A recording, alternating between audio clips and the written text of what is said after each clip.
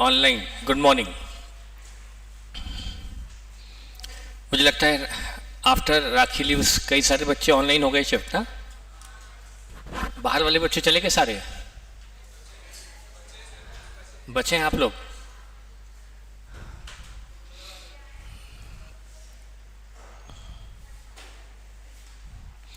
तो आज हमारा स्टार्ट होने वाला है रिवीजन ऑफ कंसोलिडेशन।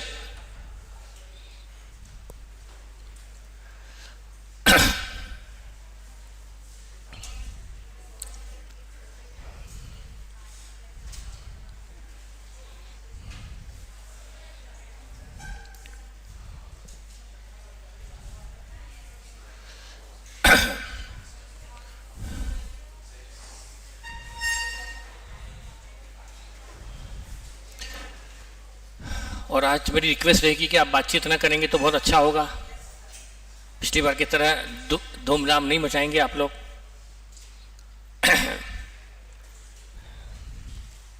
क्योंकि इतने कम टाइम में हम आउटपुट निकालना चाहेंगे तो आपकी तरफ से कम जितना टाइम मेरा हमको 1.5 घंटा वो पूरा आप सिर्फ मुझे दीजिए।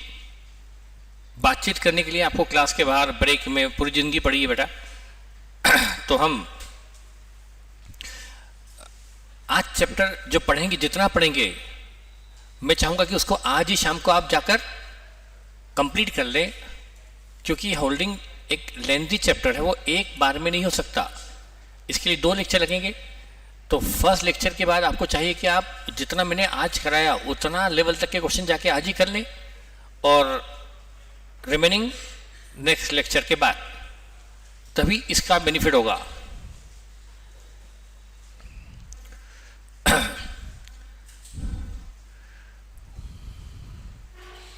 तो क्या आपने जब होल्डिंग पहले पढ़ा था उसके बाद कभी अभी रिवीजन नहीं किया होगा ना?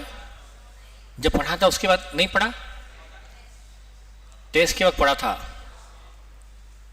ये बात तो बिल्कुल ठीक है कि यदि हमने चैप्टर एक ही बार पढ़ा हो तो भूलना बिल्कुल नेचुरल है। चीज़ें हम भूल जाते हैं, वो बिल्कुल नेचुरल है। ऐसा कुछ भी नहीं स्पेशल कि सर भूल गए, याद ही नहीं है।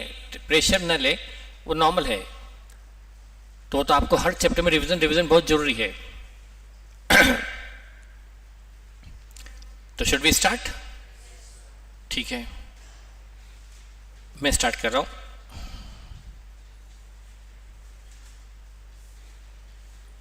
देखिए, सबसे पहले हम इसमें एक कंपनी का दूसरी कंपनी पर कंट्रोल कैसे आता है वो लिखा है। या तो ए कंपनी और बी कंपनी है, यदि एक चाहती बी पर कंट्रोल लेना तो 2 तरह के उसके, या तो मोर देन 50% इक्विटी शेयर ले ले, हाँ मोर देन 50% इक्विटी शेयर, या फिर जो कन्वर्टेबल प्रेफरेंस शेयर है वो भी इक्विटी की कैटेगरी में आ जाते हैं। अब convertible preference share and equity share capital का मोर देन 50% यदि आपने एक्वायर कर लिया है तो आपके पास उस कंपनी का कंट्रोल आ जाएगा, number 1। Number 2, control over composition of board of director. ये भी आप जानते हैं, एक कंपनी का यदि बी कंपनी पर कंट्रोल आ गया है by control over control by composition of board of director, मतलब बगैर इक्विटी शेयर लिए भी कंट्रोल आ सकता है। जैसे यदि मैं ए कंपनी हूँ, आप बी कंपनी है, मैंने आपको लोन दिया था इस शर्त पर कि आप डिफॉल्ट करोगे, तो फिर आपके डायरेक्टर हटकर मेरे डायरेक्टर बैठेंगे। आपने लोन में डिफॉल्ट किया, पेमेंट नहीं किया, तो अब आपका हटाओ आपके डायरेक्टर, अब आपकी कंपनी पर मेरी टीम मैनेज करेगी, मेरे डायरेक्टर बैठेंगे as per terms and condition. तो मेरा आप पर क्या आ गया? अब आपकी कंपनी में बोर्ड ऑफ डायरेक्टर मेरे हैं, मैं जिसको चाहूँ अपॉइंट करूँ, जिसको चाहे हटा दूँ, तो मेरा आप पर क्या आ गया? कंट्रोल। तो कंट्रोल बाय शेयर होल्डिंग भी आता है और control by control over composition of board of director से भी आता है। ये 2 तरीके हैं कंट्रोल एक्वायर करने के। हमें जो क्वेश्चन दिए होते हैं वो 50% से ज़्यादा शेयर होल्डिंग वाले दिए होते हैं। तो न्यूमेरिकल पॉइंट ऑफ व्यू से तो एक ही है, मोर देन 50%, मोर देन 50% भी नहीं, मोर देन 50%। अब हमें इसमें कंसोलिडेटेड फाइनेंशियल स्टेटमेंट का मतलब होता है यदि ए और बी कंपनी है, ए होल्डिंग है और बी सब्सिडी, ए होल्डिंग बी सब्सिडी, उन दोनों का जो कंबाइंड फाइनेंशियल स्टेटमेंट बनेगा उसको कहा जाएगा कंसोलिडेटेड फाइनेंशियल स्टेटमेंट। एक तो पीएनएल कंबाइन होता है और एक बैलेंस शीट होती है और कैश फ्लो भी कंबाइन होता है, जिसको हम कहते हैं कंसोलिडेटेड फाइनेंशियल स्टेटमेंट। यदि ए होल्डिंग है, उसकी B C D E subsidy है, तो बी सी डी ई चारों उसकी सब्सिडी है, तो कहेंगे बी सी डी ई सभी सेम ग्रुप में है, सेम मैनेजमेंट में है, उन्हीं पांचों की बैलेंस शीट कंबाइन करके बनाई जाएगी, जिसको कहेंगे कंसोलिडेटेड फाइनेंशियल स्टेटमेंट। अब यहाँ पर ये जो कंसोलिडेशन होता है ये डेफिनेटली आप जानते हैं एज पर एस 21 में के अकॉर्डिंगली होता है। अब हम उसके प्रैक्टिकल एस्पेक्ट पे आते हैं, किस तरह से होता है कंसोलिडेशन, तो वो हम 1 बाय 1 लेते हैं। नंबर 1, यदि मैं प्रैक्टिकल एस्पेक्ट पे आ जाऊँ इमीडिएटली, मैं बिल्कुल जीरो से शुरू कर रहा हूँ, ये मानते हुए कि आपको मतलब बहुत टाइम से आपने रिवीजन नहीं किया है और नहीं किया एक्चुअल में भी, तो आपको लग सकता है कि कुछ ज़्यादा बेसिक चल रहा है, पर मैं चाहता हूँ कि इसमें तो मैं कोई रिस्क नहीं लूँगा, चाहे मुझे 2 की जगह 3 घंटे भी लग जाए तो चलेगा। तो देखिए, एक कंपनी है, इसने बी कंपनी के 500 शेयर लिए हैं, आउट ऑफ बी के भी 500 शेयर ही हैं, और उसने 500 पूरे के पूरे शेयर ए ने बी के ले रखे हैं, तो ए के पास बी का 100% स्टेक है, तो ए हो गई होल्डिंग, बी हो गई सब्सिडी। अब ये दोनों की स्टैंड अलोन बैलेंस शीट है, अलग अलग बैलेंस शीट है, इसे हमें कंबाइन करके एक कंसोलिडेटेड बैलेंस शीट हमें बनाना है। तो वो कैसे किया जाए वो हमें पढ़ना है। तो बैलेंस शीट का कंसोलिडेशन कैसे किया जाए वो हमें पढ़ना है। तो देखिए क्या होगा, यहाँ पर चाहे स्टेक 80% हो, चाहे 90% हो, चाहे 70 हो, चाहे 60 हो, पर असेट पूरी मर्ज की जाती है, क्योंकि कंट्रोल 100% है तो मर्जिंग भी 100%। ये लॉजिक है। कंट्रोल भले हमारा पास स्टेक 60% है, 55% है, 70% शेयर ही है, लेकिन कंट्रोल 100% है, तो कंसोलिडेशन भी 100% होगा। तो इंपॉर्टेंट शेयर होल्डिंग नहीं, इंपॉर्टेंट है कंट्रोल कितना प्रतिशत है। तो कंट्रोल चूंकि 100% है तो 100% कंसोलिडेशन होगा। यदि ए का इसमें बी में 70% शेयर है, तो इसका मतलब ये नहीं कि 70% एसेट ही जोड़ी जाएगी, पूरी एसेट जोड़ी जाएगी। तो देखिए क्या होगा, जो कंसोलिडेटेड बैलेंस शीट बनेगी वहां पर ग्रुप की एसेट जो होगी, ए की 40 है, बी की 50 है, ग्रुप की, तो बैलेंस शीट में ग्रुप की एसेट 90 दिखाई जाएगी। हमने इसका सिंगल इफेक्ट ले लिया। बैलेंस शीट का बेस्ट अप्रोच है, सबसे अच्छा तरीका है वो क्या, जब आप बनाएंगे हर बैलेंस शीट आइटम का सिंगल इफेक्ट ले लो, आपकी कंबाइंड बैलेंस शीट में आपकी बैलेंस शीट फर्स्ट शॉट में टेली मिलेगी। ये मेरा आपको चैलेंज है। यदि आपने इस प्रैक्टिस को फॉलो किया कि होल्डिंग सब्सिडी के बैलेंस शीट के आइटम का सिंगल इफेक्ट लेते गए और एडजस्टमेंट का डबल इफेक्ट, तो आपकी बैलेंस शीट फर्स्ट शॉट में टेली होगी, ये कंफर्म है। तो आपने असेट 40 और 50 को मर्ज करके 90 दिखा दिया, आपने इन दो आइटम का सिंगल इफेक्ट लिया। अब देखिए, लेकिन ये जो 500 शेयर है ये ग्रुप के लिए असेट है, और यही 500 शेयर ग्रुप के लिए लाइबिलिटी है। तो ये तो ग्रुप के लिए असेट लाइबिलिटी दोनों है, तो ग्रुप इसको ना असेट में दिखाएगा ना लाइबिलिटी दिखाएगा, बल्कि इसको कैंसिल करके इसका डिफरेंस कहीं दिखाएगा, करेक्ट। तो उसके लिए एक वर्किंग नोट बनता है और उसको हम बोलते हैं कॉस्ट ऑफ कंट्रोल या गुडविल। अब ए ने बी के 500 शेयर 60,000 में लिए हुए हैं मार्केट से, शेयर मार्केट से कहीं से भी खरीदे हैं, एक एक करके जैसे भी 500 शेयर खरीदे हैं 60,000 की कॉस्ट पर। 60,000 देकर यहां अभी रिजर्व एंड सरप्लस से इसका 0 है। तो दो तरीके हैं, आपको इनिशियली मैं दो तरीके बता रहा हूं, बाद में हम इतना डीप में नहीं जा पाएंगे। दो तरीके हैं, 60,000 देकर, और देखिए यही डेटा इक्वेशन है जो बैलेंस शीट की डेट है, इसी दिन ए ने बी के शेयर खरीदे हैं, बैलेंस शीट जिस दिन की है उसी दिन ए बी के शेयर खरीद रहा है। बी में असेट है 50,000 की, लाइबिलिटी है 0, लाइबिलिटी है असेट 50 की, लाइबिलिटी 0, तो नेट असेट हुई 50,000 की नेट असेट हुई। तो यदि 50 की नेट असेट है तो, और ये असेट अब किसकी हो गई, ए की हो गई। ए की नेट असेट जब दिख रही है 50, ए को भी दिख रही है कि उसमें नेट असेट 50 ही है, तो पेमेंट भी 50 करना चाहिए था, पर ए ने 50 की जगह 60 पेमेंट किया है, तो 10,000 गुडविल के लिए दिया है। तो ये अंडरस्टूड है कि 10 की गुडविल है। लेकिन एग्जाम में हम ऐसा नहीं सोच पाएंगे, एग्जाम में तरीका अलग होता है, वो भी तरीका सेंसर सेम आता है लेकिन सोच अलग है। 60 देकर क्या क्या मिला, 50 की कैपिटल मिली और प्रॉफिट 0 मिला, तो कितनी की नेटवर्थ मिली, असेट लेस लायबिलिटी से भी नेटवर्थ निकलती है और कैपिटल प्लस रिजर्व सरप्लस से भी नेटवर्थ निकलती है। फिर से बोल रहा हूं मैं, असेट लेस लायबिलिटी से भी नेटवर्थ निकलती है और capital plus reserve and surplus से भी नेटवर्थ निकलती है। देखो, असेट माइनस लायबिलिटी 50, नेटवर्थ 50 है, और यहाँ कैपिटल प्लस रिजर्व 50, तो यहाँ पर नेटवर्थ 50 है, तो इससे भी करो। अब 60,000 देकर तो एक क्या करो, इसका सिंगल इफेक्ट हम यहाँ ले लो, कॉस्ट ऑफ कंट्रोल में cost of investment by A and B 60 हमने यहाँ ले लिया, कॉमन डेप्ट की तरह कैंसिल करने के लिए 60 का सिंगल इफेक्ट वर्किंग नोट में आ गया। और इसको क्या करूँ, इसको केबल में जोड़ना पॉसिबल नहीं, क्योंकि यही तो नीचे आएगा, less equity share capital of be held by A holding 50,000।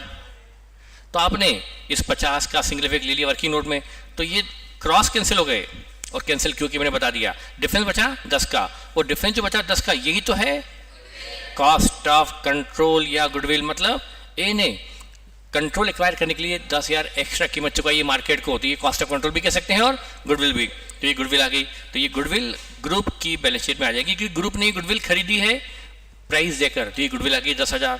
ये वर्किंग नोट का अमाउंट भी यहाँ गया। अब इसका ये तो एज इट इज यहाँ दिखा दो, 1 लाख की शेयर कैपिटल जो होल्डिंग ने लगा रखी है वो 1 लाख यहाँ आ गया। ये आपकी पहली कंसोलिडेटेड बैलेंस शीट है, आपको थोड़ा थोड़ा याद आया होगा।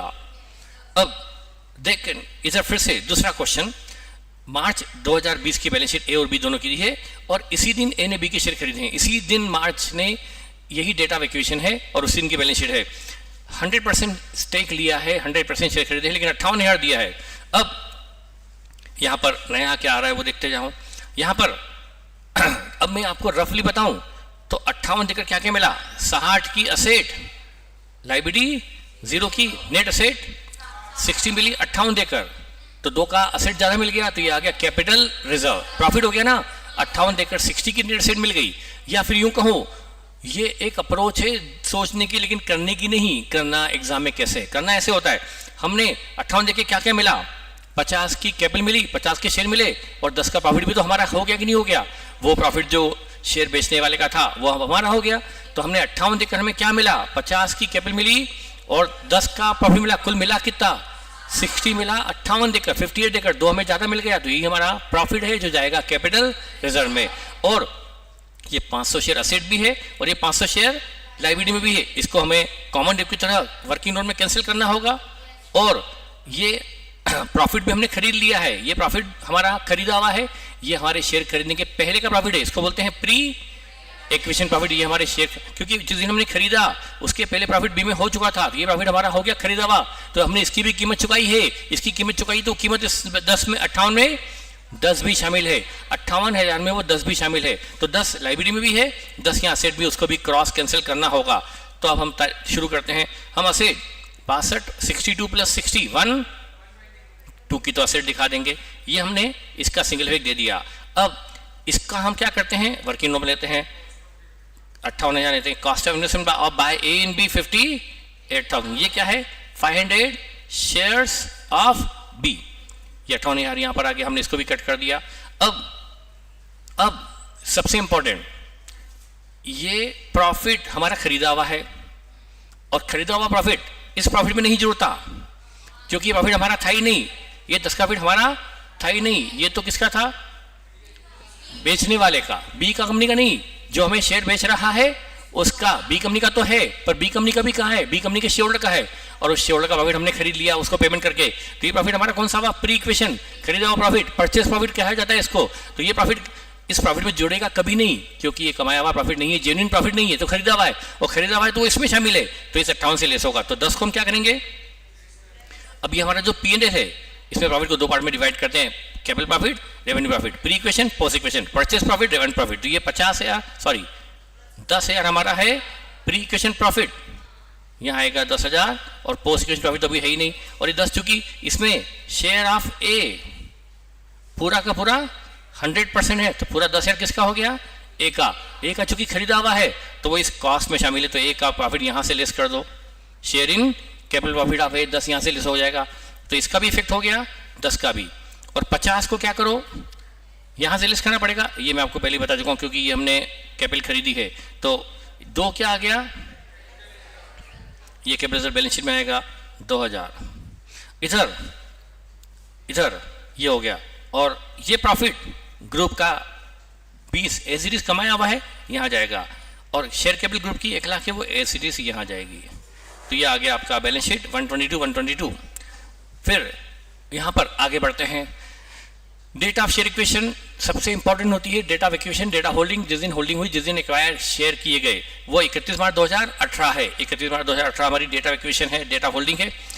यहाँ के पहले के प्रॉफिट कहा जाते हैं profit belongs to seller but now belongs to buyer, तो ये कहे जाते हैं प्री इक्वेशन प्रॉफिट। वो प्रॉफिट पोस्ट इक्वेशन, ये प्रॉफिट चूंकि हमने खरीद लिए, ये प्रॉफिट हमने खरीद लिए, तो वो किस में शामिल है? कॉस्ट ऑफ इन्वेस्टमेंट में, इसलिए हम कॉस्ट ऑफ इन्वेस्टमेंट से उसको भी प्री इक्वेशन प्रॉफिट जो खरीदा हुआ है उसमें जो हमारा हिस्सा होता है वो कॉस्ट में से लेस होता है। लेकिन जो कमाया हुआ प्रॉफिट है, अर्न प्रॉफिट है, पोस्ट इक्वेशन है, पोस्ट इक्वेशन प्रॉफिट है, उसमें जो हमारा हिस्सा है वो जाता है, वो हमारा कमाया हुआ है, उसमें जो हमारा हिस्सा है वो हमारे पीएल में जुड़ेगा।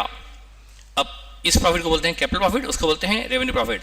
अब यहाँ पर इस दिन, जिस दिन शेयर एक्वायर किए, उस दिन जितने भी आइटम थे, P&L, general reserve, security premium, building reserve, ये रिजर्व, वो रिजर्व, ये रिजर्व, जितने भी आइटम है रिजर्व सरप्लस के, सबको हम कहते हैं कैपिटल प्रॉफिट यानी प्री इक्वेशन प्रॉफिट, और बाद के प्रॉफिट को पोस्ट इक्वेशन प्रॉफिट। जो बच्चे अब आ रहे हैं मैं पहले बोल देता हूँ कि उनको अंडरस्टैंडिंग नहीं बैठेगी, उनको समझ में नहीं आएगा। जब यहाँ से जाएंगे तो उनको सेटिस्फेक्शन आ ही नहीं सकता जो उन बच्चों को आएगा जो 8:30 बजे आ गए हैं। मतलब चलो ठीक है, बस मैं तो अपनी मतलब गलती मेरी नहीं है, गलती समझ में ना आया तो आपकी होगी, ये लिख के रख लो कि आपको समझ में उतना आ ही नहीं सकता जितना आना चाहिए, क्योंकि आपने स्टार्ट ही छोड़ दिया। जब स्टार्ट छोड़ दो तो अगला 10 मिनट तो आपको लिंक बनाने में लग जाती है, पर ठीक है, आपकी किस्मत, आपकी मेहनत, आपकी अलर्टनेस ही आपका रिजल्ट देने वाली है। चलिए, ए और बी, ये फिर से 31 मार्च 2020 की बैलेंस शीट दी है फिर से, लेकिन यहाँ पर फिर से मैंने 100% ही स्टेक लिया है, ठीक है। A limited acquire all equity share in B on March 17, ये बैलेंस शीट 2020 की है, लेकिन ए ने बी के शेयर कब लिए थे? 2017 में, 17, 18, 19, 2-3 साल पहले।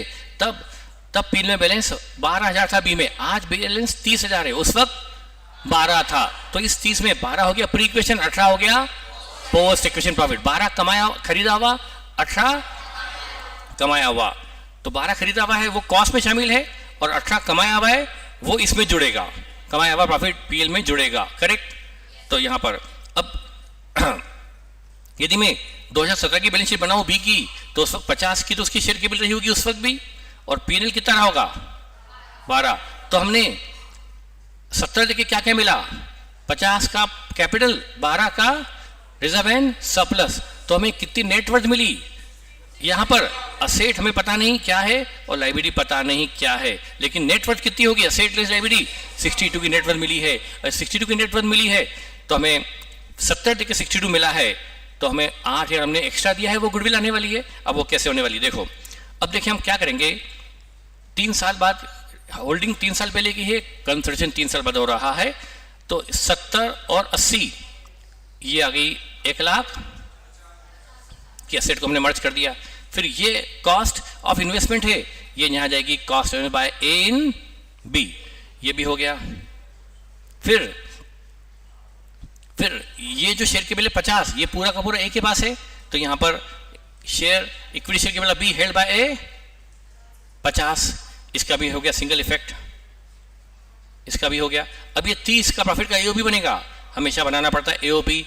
P&L 12 प्री इक्वेशन, 18 इसमें ए लिमिटेड का हिस्सा 100% है, तो ये भी 12,000, ये पूरा ए का हुआ, ये भी हो गया, इसको हमने यहाँ ले लिया।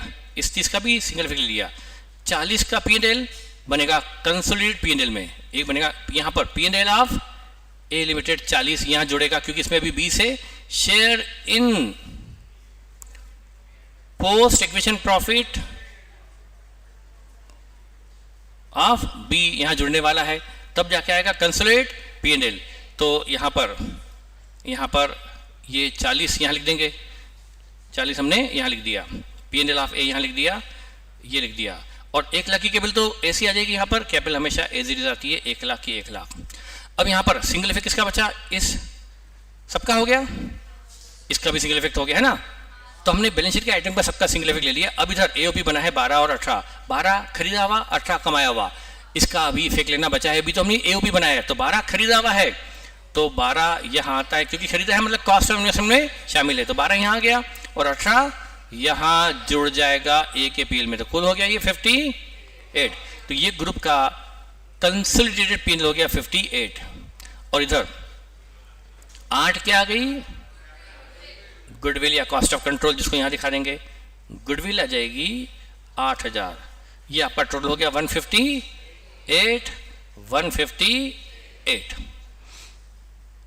और यहाँ पर अभी माइनॉरिटी का कॉन्सेप्ट आया ही नहीं, क्योंकि सारे शेयर ए के पास है, 100% स्टेक ए का है, तो माइनॉरिटी इंटरेस्ट नहीं है। अब यहाँ पर आता है माइनॉरिटी इंटरेस्ट मतलब होता क्या है। अब नया पॉइंट आया, माइनॉरिटी इंटरेस्ट व्हाट, इसका मीनिंग क्या है। यदि मैं ए कंपनी हूं, आप बी कंपनी है, मैंने आपका 70% स्टेक लिया हुआ है, तो जो ग्रुप की बैलेंस शीट बनेगी उसमें आप और मैं की बैलेंस शीट कंबाइन बनेगी, ए और बी की बैलेंस शीट कंबाइन बनेगी, पूरे ग्रुप की बैलेंस शीट कंबाइन बनेगी। उस ग्रुप में कुछ पैसा मेरा लगा हुआ है, कुछ पैसा आप बी कंपनी है, आपके यहाँ कुछ पैसा किसका लगा है, अदर्स का।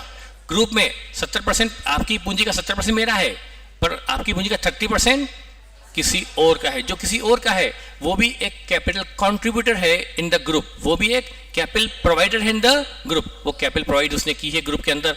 तो अब ग्रुप के अंदर दो पार्टनर हो गए, एक मैं एक कंपनी, मेरी कंपनी में तो मेरा ही पैसा लगा है, पर आपकी कंपनी में मेरा भी लगा है, आपका भी लगा है। तो ग्रुप में एक तो मेरा पैसा लगा है और एक आउटसाइडर का, उसको बोलते हैं माइनॉरिटी इंटरेस्ट। तो क्या है what the meaning of minority interest? It is capital contribution of others in the group. Group में कितना पैसा उनका लगा है। जैसे एक पार्टनरशिप फर्म की बैलेंस शीट बनती है, यहाँ असेट आती है, यहाँ लाइबिलिटी आती है, और यहाँ जनरल रिजर्व वगैरह आता है, फिर यहाँ एस कैपिटल बीस कैपिटल, ऐसा आता है कि नहीं आता है, पार्टनर एक ही कैपिटल, पार्टनर बी कैपिटल। तो जैसे फर्म की बैलेंस शीट में दो पार्टनर की पूंजी आती है, ऐसे अब combined balance sheet, consolidated balance sheet में भी यहाँ पर इस कंबाइंड कंसोलिडेटेड बैलेंस शीट में दो पार्टनर हैं, एक होल्डिंग कंपनी, एक माइनॉरिटी इंटरेस्ट। तो कुछ पैसा होल्डिंग का लगा है, कुछ पैसा माइनॉरिटी। तो वो कैसे दिखाती है जरा देखिए। तो minority interest it is nothing, it is capital contribution of others in the group. तो देखिए यहाँ पर ए के पास बी के 60% शेयर है, मतलब इस 500 शेयर में से 300 शेयर हैं, ये 500 शेयर हैं, इसमें से 300 शेयर ए के पास है, 60% स्टेक ए के पास है। तो यहां पर अब देखिए ए की पूंजी 1 लाख लगी हुई है, ए की पूंजी 1 लाख है, इसी 1 लाख में से इसने कुछ पैसा खुद में लगा रखा है और कुछ पैसा बी में लगा रखा है। तो कुल पूंजी, तो मान लो आप, मतलब मैं एक कंपनी हूं, तो मेरा 1 लाख लगा है, 1 लाख में से ही मैंने अपने यहाँ खुद का भी लगा रखा है और उसी मनी में से मैंने बी में भी लगा रखा है। तो मेरी कुल पूंजी तो 1 लाख ही है ना, मेरी कुल पूंजी 1 लाख प्लस 50 नहीं है, मेरी पूंजी तो 1 लाख ही। उसी 1 लाख में से मेरे खुद के यहाँ भी लगा है और मैंने बी में भी लगा रखा है, इसी 1 लाख में से। तो मेरी पूंजी तो 1 लाख ही है, कैपिटल कंट्रीब्यूशन तो 1 लाख है। लेकिन यदि इस 50 में मेरा 60% हिस्सा लगा हुआ है, मतलब 30,000, 20 किसका लगा हुआ है, किसी अदर्स का, तो पूरे ग्रुप की बैलेंस शीट बनाऊं तो ग्रुप में 1 लाख मेरा लगा है, लेकिन 20, अच्छा ये जो लगा है ना, ये जो 50 लगा है ना, इसमें 30 तो ये वाला है ना, 30 तो ये वाला है, तो ये इसी 1 लाख में सिर्फ 30 और यही 30 यहाँ लगा है। तो ये कोई 30 अलग से नहीं लगा, इसी 1 लाख में से 30 लगा है, लेकिन जो 20 लगा है ना वो ग्रुप के बाहर का है। तो कुल पूंजी जो लगी है 1 20 की। अब आप देखिए कैसे क्या होता है, यहाँ पर असेट 70 प्लस 50 1 20 की आनी है, इसमें 70 प्लस 50 1 20 आई, और लाइबिलिटी मैंने अभी ली नहीं है। अब यहाँ पर ये मैंने ली, अब यहाँ पर ये जो 60% शेयर हैं, ये आपको पता है, मैंने इसको यहाँ पर इसका वर्किंग नोट बनाया, ये 30 से 30 कट जाएगा, ये कॉस्ट ऑफ इन्वेस्टमेंट से शेयर की बिल होगी ना, तो गुडविल कैपिटल से 0 हो गया, तो क्या हट गया, 30 से 30 कट गया, बचा 20। वो 20 क्या है, capital contribution of others in the group.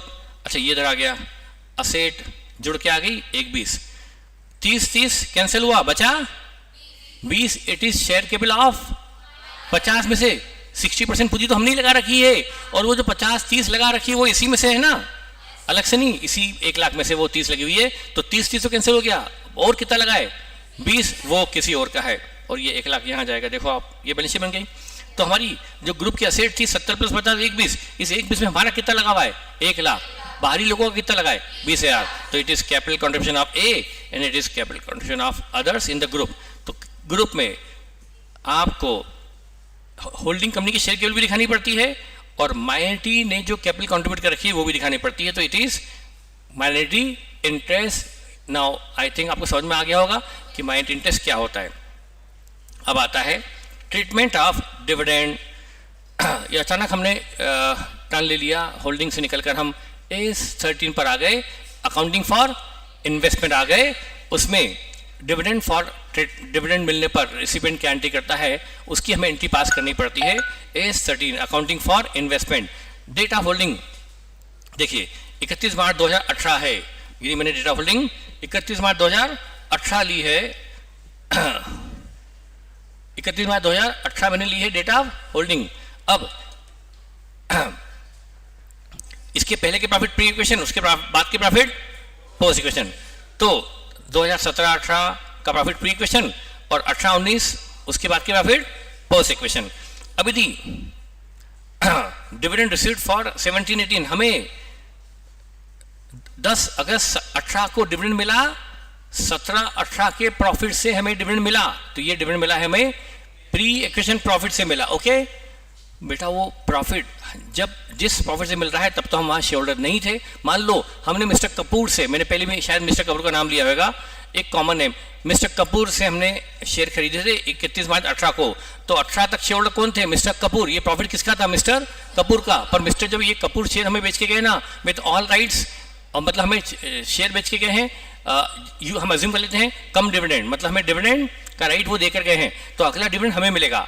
एक होता है एक्स डिविडेंड, एक होता है यदि उन्होंने मिस्टर कपूर ने हमें शेयर बेचा है 31 मार्च 2018 को या 1 अप्रैल 18 को, और ये कहकर बेचा कि अगला डिविडेंड तुम रख लेना, हमें डिविडेंड का राइट दे दिया, तो हम कहेंगे ये परचेज थी कम डिविडेंड राइट। कम डिविडेंड मतलब इंक्लूडिंग राइट ऑफ डिविडेंड। लेकिन मिस्टर कपूर चतुर निकले, समझदार निकले, उन्होंने कह दिया कि भाई अगला डिविडेंड मेरा होगा, उसके बाद का तुम्हारा, जस्ट अगला डिविडेंड मेरा, तो अगला डिविडेंड फिर मिस्टर कपूर को मिलेगा, हमें मिलेगा ही नहीं। तो हमें मिलेगा ही नहीं इन्वेस्टर को, तो हमें एंट्री करने की जरूरत नहीं, क्योंकि डिविडेंड कहाँ से, जब प्री और पोस्ट क्या मिला ही नहीं, तो फिर प्री से भी नहीं मिला और पोस्ट से भी नहीं मिला, तो फिर इन्वेस्टर के यहाँ कोई एंट्री नहीं होगी। डिविडेंड मिस्टर सेलर को मिलेगा, इसलिए इन्वेस्टर की एंट्री नहीं होगी। हाँ, लेकिन ये हम ये अज्यूम करते हैं, जनरली हम ये अज्यूम यही करते हैं कि हमने परचेज कम डिविडेंड थी, कम डिविडेंड मतलब इंक्लूडिंग राइट ऑफ डिविडेंड, तो हमें 10 अगस्त 2018 को डिविडेंड मिला है 17-18 के प्रॉफिट से, 17-18 के प्रॉफिट से हमें डिविडेंड मिला है 18-19 में, तो ये डिविडेंड कहा जाएगा out of pre equation profit. और एज पर A13 क्या करना पड़ेगा?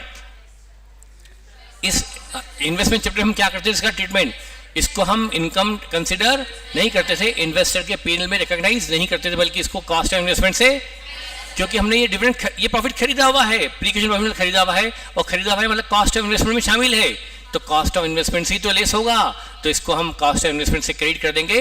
Dividend out of pre equation profit कभी इनकम में क्रेडिट नहीं होता, बल्कि इन्वेस्टमेंट अकाउंट में क्रेडिट होता है। Is it clear? लेकिन dividend out of post equation profit है, तो वो हमारे इनकम में जाता है, वो डिविडेंड इनकम मानकर PL में जाता है। Is it clear? तो ये आपको ध्यान रखना है, ये सब मैंने इसमें लिख रखा है।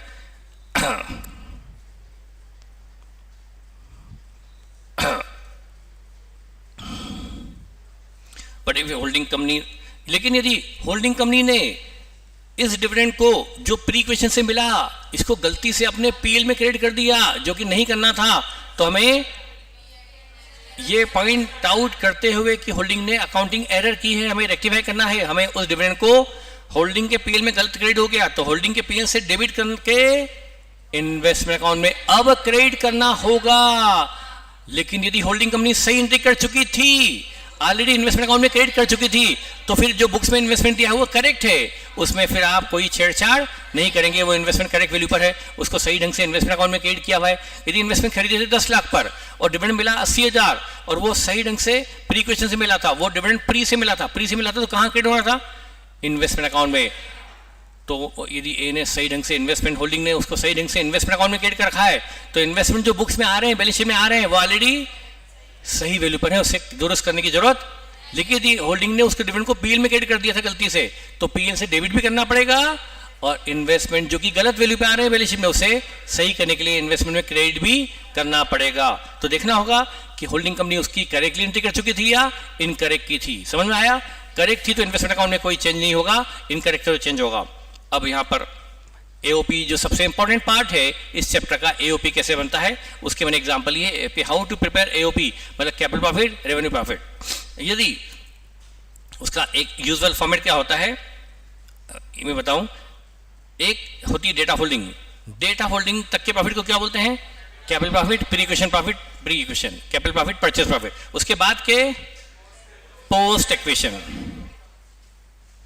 मान लो 31 मार्च 2017 हमारी डेटा होल्डिंग थी, तो यहां तक के प्रॉफिट, यहां तक का P&L, यहां तक का जनरल रिजर्व, यहां की सिक्योरिटी प्रीमियम, यहां का कैपिटल रिजर्व, यहां का building fund, development debenture redemption fund, जो भी है वो सब इधर आएंगे। वो 31 मार्च 17 के दिन जो जो रिजर्व सरप्लस मौजूद थे, जो जो रिजर्व सरप्लस थे और आज भी हैं, थे और आज भी, क्योंकि हमारा मान लो कंसिडरेशन 31 मार्च 24 को हो रहा है, ये मैंने बहुत ज़्यादा लिया, ये 20 लेता हूँ। 31 मार्च 2020 को जो जो थे और वो आज भी मौजूद है इस दिन, वो सब प्री इक्वेशन में आएंगे। अब मैं क्या बक बक किया जा रहा हूँ। मान लो इस वक्त रिजर्व था 10 लाख, इस वक्त रिजर्व था 10 लाख था इस दिन, वो हमारे लिए क्या हुआ? Pre equation. लेकिन इसमें से ए कंपनी, सॉरी इसमें से बी कंपनी, सब्सिडी कंपनी, इसमें से 4 लाख का बोनस दे चुकी है, 4 लाख के बोनस दे चुकी है, तो 10 था, लेकिन आज कितना बचा है? आज 6, तो यहाँ पर 6 आएगा ना फिर तो। या फिर उस वक्त P&L बी का 17 लाख था, 17 लाख का P&L था उस वक्त जब हमने शेयर एक्वायर किए 2020 में, तो वो हमारे लिए है प्री इक्वेशन, वो हमारे लिए परचेस प्रॉफिट है। लेकिन उसमें से बी ने 4 लाख का डिविडेंड दे रखा है, तो बचा कितना होगा? 17 था, लेकिन आज कितना बचा? तो हम एओपी में यहाँ 13 लेंगे प्री इक्वेशन, बचा हुआ लेंगे आई थिंक। अच्छा, अब यहाँ पर प्री इक्वेशन मतलब कैपिटल प्रॉफिट। अच्छा, अब यहाँ पर रेवेन्यू रिजर्व प्रॉफिट भी आता है। प्रॉफिट कितना प्री इक्वेशन है, कितना पोस्ट इक्वेशन? रिजर्व कितना प्री इक्वेशन, रेवेन्यू रिजर्व अलग से आता है, रेवेन्यू प्रॉफिट अलग आता है, रेवेन्यू रिजर्व, क्योंकि प्रॉफिट भी मर्ज होगा, रिजर्व मर्ज होगा, क्योंकि consideration item to item base पे होता है। बिल्डिंग में बिल्डिंग जुड़ती है, फर्नीचर में फर्नीचर जुड़ता है, डेटा में डेटा, स्टॉक में स्टॉक जुड़ता है, क्रेडिट में क्रेडिट जुड़ते हैं, मतलब consideration item to item base पे होता है। तो प्रॉफिट भी जुड़ेगा। ये कमाया हुआ प्रॉफिट में जो ए का हिस्सा है, यदि ए कंपनी होल्डिंग है, बी कंपनी सब्सिडी है और ए का स्टेक मान लो 70% है, तो ये कमाए हुए प्रॉफिट का 70% ए के पील में जुड़ेगा। और ये कमाया हुआ रिजर्व है, ये पोस्ट इक्वेशन रिजर्व है, तो रिजर्व का 70% ए के रिजर्व में जुड़ेगा। यदि कोई कैपिटल रिजर्व भी है, पोस्ट इक्वेशन कैपिटल रिजर्व, मैं कैपिटल प्रॉफिट की बात नहीं कर रहा हूँ, कैपिटल रिजर्व। मान लो जब शेयर खरीदे तब रिजर्व 3 लाख था, कैपिटल रिजर्व 3 लाख था, ये प्री इक्वेशन हो गया। लेकिन यही कैपिटल रिजर्व आज 2024 में 4 लाख का है। 3 लाख था उस वक्त जब शेयर खरीदे, पर आज 4 लाख का है, तो 3 लाख कौन सा हुआ? खरीदे उस वक्त तक का, 1 लाख खरीदने के बाद का कैपिटल रिजर्व, तो वो यहां आएगा। तो कैपिटल रिजर्व भी प्री और पोस्ट हो सकता है। इस तरह से आपको एओपी बनाना होता है। एओपी में डेटा इक्वेशन सबसे इंपॉर्टेंट होती है और वहां तक के प्रॉफिट प्री इक्वेशन, उसके बाद के सारे प्रॉफिट पोस्ट इक्वेशन होते हैं। याद आपको आ रहा होगा। तो इस तरह से हम, तो उसको लेकर के मैंने एक एग्जाम्पल लिया है। एग्जाम्पल 1, ए कंपनी ने बी के 70% शेयर लिए हैं, 1 अप्रैल 2019 को शेयर लिए हैं। वैन जनरल रिजर्व उस वक्त 3 लाख था, उस वक्त P&L 2 लाख था, पर ये तो था, ये हमारे लिए है प्री एक्विजिशन, लेकिन ये था, लेकिन कंसोलिडेशन तो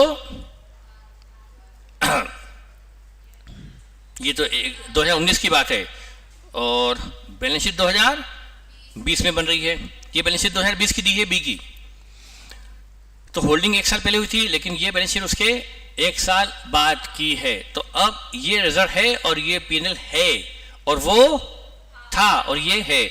एओपी तो हमेशा जो आज है इसका एओपी बनता है, इसका बनता है एओपी जिस दिन बैलेंस शीट 31 मार्च 2020 को बैलेंस शीट का कंसिडरेशन हो रहा है, प्रिपेयर एओपी। तो हम बनाएंगे कैपिटल प्रॉफिट, रेवेन्यू रिजर्व। तो ये प्री इक्वेशन, बाकी पोस्ट इक्वेशन। तो यहाँ पर 31 मार्च 2019 तक का प्री और 1 अप्रैल 19 से 31 मार्च 20 का पोस्ट इक्वेशन।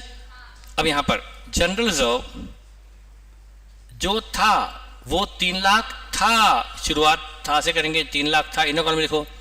लेकिन उसमें से क्या हुआ है, आज तो रिजर्व 1 साड़ी बचा है, तो देखना होगा रिजर्व का अप्रोप्रिएशन कहाँ हुआ। बी लिमिटेड ने बोनस शेयर इशू किए हैं 2 लाख रुपए के 1 अगस्त 2019 को। ये 2 लाख के बोनस इसी में से हुए होंगे, बोलो। ये बेटा कब था? 1 अप्रैल 19 और बोनस कब है?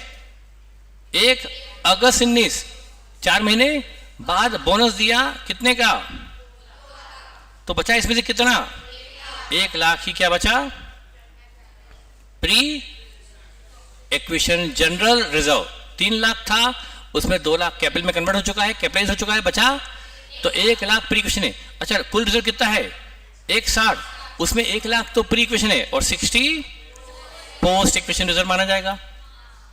सिमिलरली P&L 1 साल पहले था 210 था, हमेशा 210 से शुरुआत होगी, लेकिन उसने में से बी ने सॉरी 2 लाख का P&L था और अब अभी 2 लाख था, उसमें से बी ने 1 जून 2016-19 को डिविडेंड दिया 18-19 के लिए। ये प्रॉफिट कब तक का है, 31 मार्च 19 है ना, ये 19 का, और इसके मतलब ये इसमें प्रॉफिट कब तक का है 19 तक का, 18-19 का प्रॉफिट इसी में शामिल है, 2018-19 का प्रॉफिट इसी में शामिल है 18-19 तक का। अब इसी 18-19 के प्रॉफिट से 80 का डिविडेंड दिया है जून में, अप्रैल में के बाद, तो यहां पर 80 का क्या दिया गया, इसमें से डिविडेंड इसी में दिया गया। समझ में आया आपको, ये 2 लाख से ही दिया गया डिविडेंड। ये बैलेंस कब था 1 अप्रैल को, और 1 जून को जून अप्रैल मई जून में डिविडेंड दिया गया इसी 2 लाख में से। तो इसका प्रॉफिट कितना बचा, अब ये 2 लाख का हमारा प्रॉफिट प्री इक्वेशन था, ये प्री इक्वेशन था, पर अब कितना बचा है, वो 120 हमारा प्री इक्वेशन है, कुल प्रॉफिट 210 है, तो 210 में 120 तो कौन सा है प्री इक्वेशन बचा, ये आ जाएगा पोस्ट इक्वेशन रेवेन्यू प्रॉफिट। इस तरह से बनता है एओपी। आई थिंक क्लियर हुआ होगा, नहीं तो एक बार फिर से बताऊं, तो बस इस तरह से। अब ये जो कैपिटल प्रॉफिट होगा, ये जो होगा इसका 70% ए का होगा और 30% माइटी का होगा, ये हम अलग अलग करेंगे। ये ए का खरीदा हुआ प्रॉफिट है, ये कॉस्ट एंड इन्वेस्टमेंट से लेस होगा। ये का कमाया हुआ प्रॉफिट है, ये के पीएल में ऐड होगा। ये का कमाया हुआ रिजर्व है, ये के रिजर्व में ऐड होगा, जनरल रिजर्व में ऐड होगा। और ये तो माइटी का है, ये माइटी इंटरेस्ट में जुड़ जाएगा। क्लियर हुआ माइटी और एओपी समझ में? अच्छा, अब एक बहुत इंपॉर्टेंट पॉइंट जो लगभग हर क्वेश्चन में पूछ लिया जाता है, revaluation of asset of subsidiary. वो होता ये है कि मैं ए कंपनी हूं, मैंने आपकी बी कंपनी को खरीदा। बी कंपनी को मतलब आपके मार्केट से 70% से खरीदे। आपके यहां पर एक लैंड है जो 20 करोड़ की लिखी हुई है, पर उसकी वैल्यू एक्चुअल में 30 करोड़ है।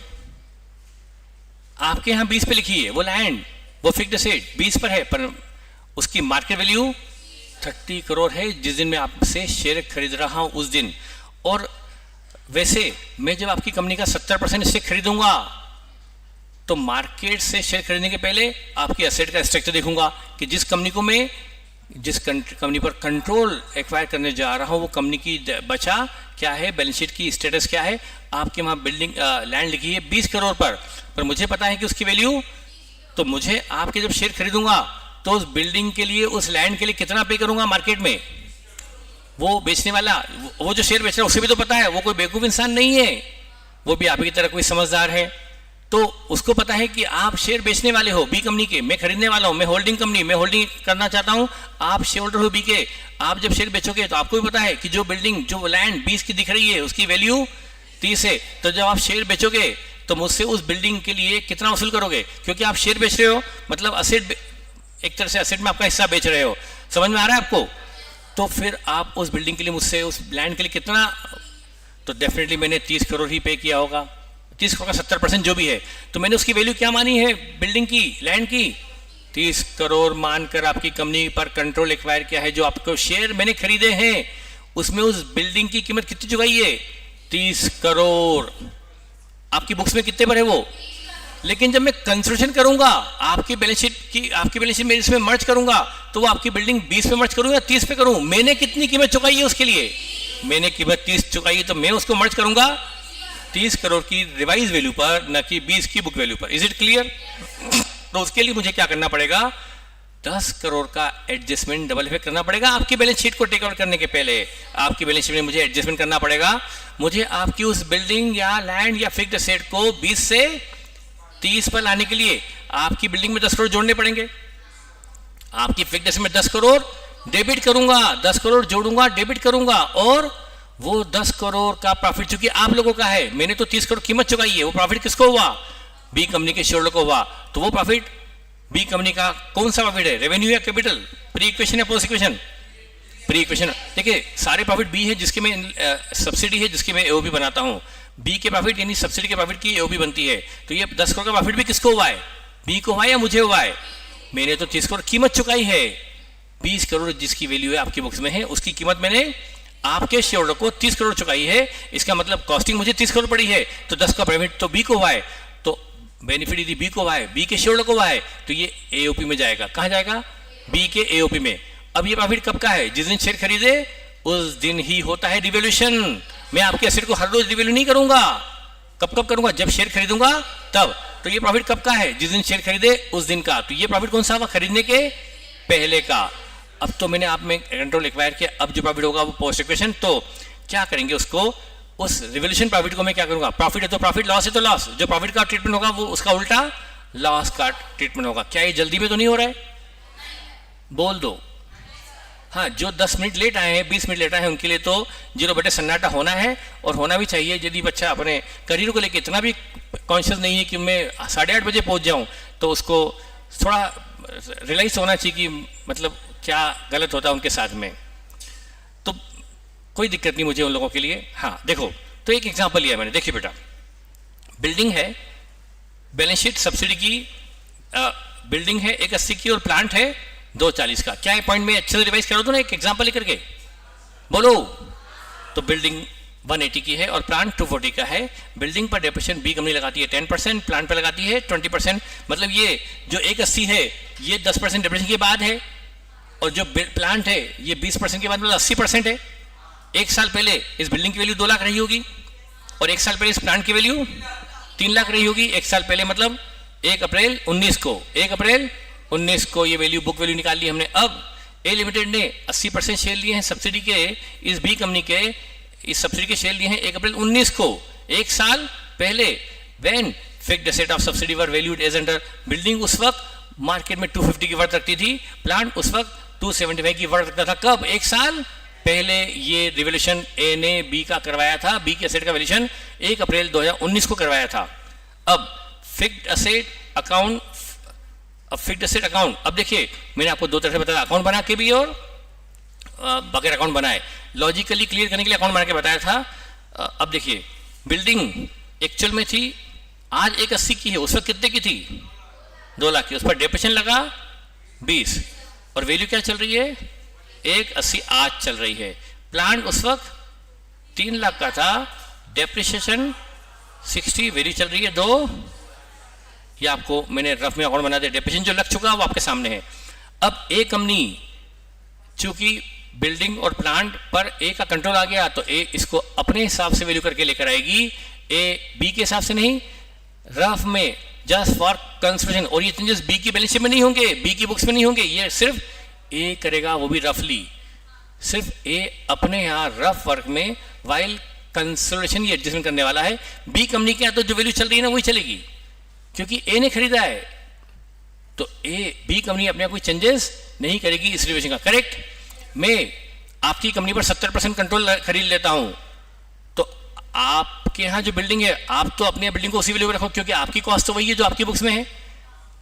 मैं अपने यहां रिवाइज वैल्यू पे लूंगा रफली। क्या बात समझ में आई?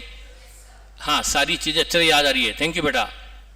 Speed is bit fast. क्या मेरी स्पीड फास्ट है? यदि आप अग्री हो तो मैं स्लो करने को रेडी हूं, पर कुछ को फास्ट लग सकती है, कुछ को नहीं। बोलो। और मैंने बताया रिवीजन है, रिवीजन के अंदर इतना फास्ट नहीं चलूंगा तो कैसे चलेगा? कितनी चीजें बची अभी तो ठीक है। क्या बोलते हो? ऑनलाइन, हाँ ऑनलाइन से भी जवाब आ रहा है, बिल्कुल सही है sir. Completely nice, sufficient, habit में है, हैबिट में है। मैं तो स्लो पढ़ाता हूं, हैबिट में कहां से है? चलिए ठीक है, चलिए बेटा सुनो। नाउ वाइल क्वेश्चन सॉल्विंग क्या करना है इन कंसिडर बैलेंस शीट, क्या करना है जरा ट्रीटमेंट देखिए। देखिए बेटा, आप बैलेंस शीट में ध्यान देंगे इधर, प्लीज प्लीज प्लीज बातचीत न करें। बैलेंस शीट में नॉन करंट एसेट में दिखाते हैं पीपी, पीपी में आती है टेंजिबल, टेंजिबल में आएगी एक तो बिल्डिंग और एक आएगा प्लांट एंड मशीनरी। बेटा 180 यहाँ लिखी हुई है ऑलरेडी और 240 लिखी हुई है, ये तो बी में लिखी हुई है जिसका हमने सिंगल इफेक्ट ले लिया।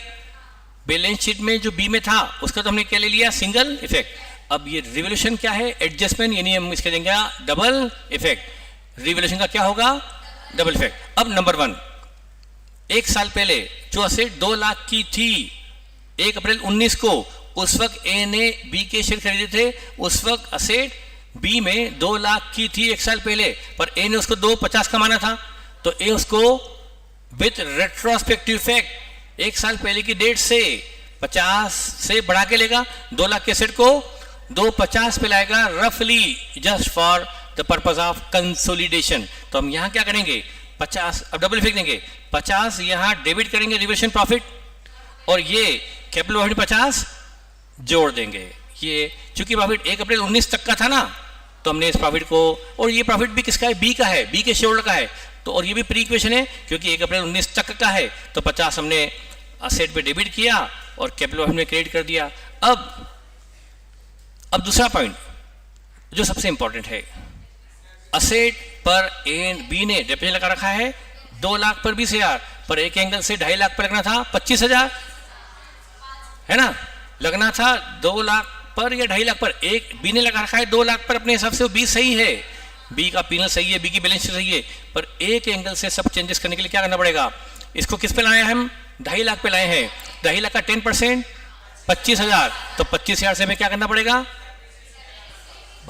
25 का डेप्रिसिएशन एक एंगल से लगना चाहिए था, पर ऑलरेडी बी ने 20 लगा रखा है, तो 5 का एडिशनल डेप्रिसिएशन। मेरे ख्याल से प्लीज बेटा बात करने की जगह इस तरफ ध्यान दोगे, इस कैलकुलेशन वालों को तो ज्यादा फायदा होगा, आपके पास पूरी जिंदगी पड़ी है बात करने के लिए। मैं बार बार रिक्वेस्ट कर रहा हूँ, हाथ जोड़ के, पिछली क्लास में भी की है, इस वक्त आपको मेरे क्वेश्चन में इन्वॉल्व होना चाहिए यदि आप सिंसियरली रिवीजन में अटेंड करना चाहते हैं। तो डेप्रिसिएशन लगना चाहिए था 25, ए के पॉइंट से पर लग चुका है, तो ए का 5,000 एडिशनल डेप्रिसिएशन ए के पॉइंट से लगेगा, और ये डेप्रिसिएशन 2019-20 का है, कब का है, 19-20 का है, तो 5 का एडिशनल डेप्रिसिएशन आप लगाएंगे, असेट में से 5 लेस भी करेंगे, और ये जो रेवेन्यू प्रॉफिट है 19-20 का, इसमें से 5 का एडिशनल डेप्रिसिएशन लेस कर देंगे, क्योंकि ये प्रॉफिट 19-20 से तो लेस होगा, ये डेप्रिसिएशन 19-20 का है, 1 अप्रैल 19 को तो रिवोल्यूशन हुआ है, तो डेप्रिसिएशन तो 19-20 का होगा। तो ये इंपैक्ट दिया मैंने अपवर्ड रिवोल्यूशन का, करेक्ट। तो ये सबसे बेस्ट अप्रोच जो मैं बता रहा हूं। दूसरा, अब असेट, प्लांट मशीनरी जो 3 लाख पे थी 1 साल पहले, उसको ए ने 275 पर रिवैल्यू किया, तो हमें 25 से इसकी वैल्यू को कम करना है विद रेट्रोस्पेक्टिव, तो 25 से हम कम करेंगे, और यहां पर 25 कैपिटल लॉस की तरह लेस कर देंगे। रिवोल्यूशन प्रॉफिट ऐड हुआ था, तो रिवोल्यूशन लॉस लेस होगा, ये हो गया डिविजन प्रॉफिट या लॉस का ट्रीटमेंट। अब डेप्रिसिएशन, डेप्रिसिएशन के लिए मैं टेक्निक एक ही बताऊंगा, मेरे पास 2 टेक्निक है, पर मैं एक बता रहा हूं जो यूनिवर्सली एप्लीकेबल है, ये टेक्निक ही फॉलो करना। डेप्रिसिएशन लगना था 275 पर ए के मांडवे से, 275 वैल्यूएशन ए ने किया है, तो एक एंगल से डेप्रिसिएशन लगना था 275 का 20%, 55 एक एंगल से लगना था, पर ए ने लगाया है, बी ने लगा रखा है 60,000, तो कितना डेप्रिसिएशन बी ने ज्यादा लगा दिया, बी ने लगा दिया 3 लाख पर 60,000, एक एंगल से लगना था 275 पर 55,000, ए बी ने डेप्रिसिएशन 5 ज्यादा लगा दिया है, तो उससे उसका प्रॉफिट कम हो गया था, तो प्रॉफिट 5 से बढ़ाना पड़ेगा, और चूंकि डेप्रिसिएशन ज्यादा लगा दिया था, तो अब रिवर्स करने के लिए 5 से एसेट की वैल्यू बढ़ानी पड़ेगी। आई होप इससे ज्यादा बताना रिवीजन में संभव नहीं है। यदि वैल्यू बढ़ाई तो डेप्रिसिएशन घटेगा, और वैल्यू घटाई तो डेप्रिसिएशन जुड़ेगा, रिवर्स ही होगा। यदि वैल्यू बढ़ाई है तो डेप्रिसिएशन, वैल्यू बढ़ेगी तो उस पर डेप्रिसिएशन एक्स्ट्रा लगेगा, और डेप्रिसिएशन एक्स्ट्रा लगेगा तो असेट की वैल्यू कम करेंगे, इस तरह से होगा। आई होप समझ में आ गया होगा आपको।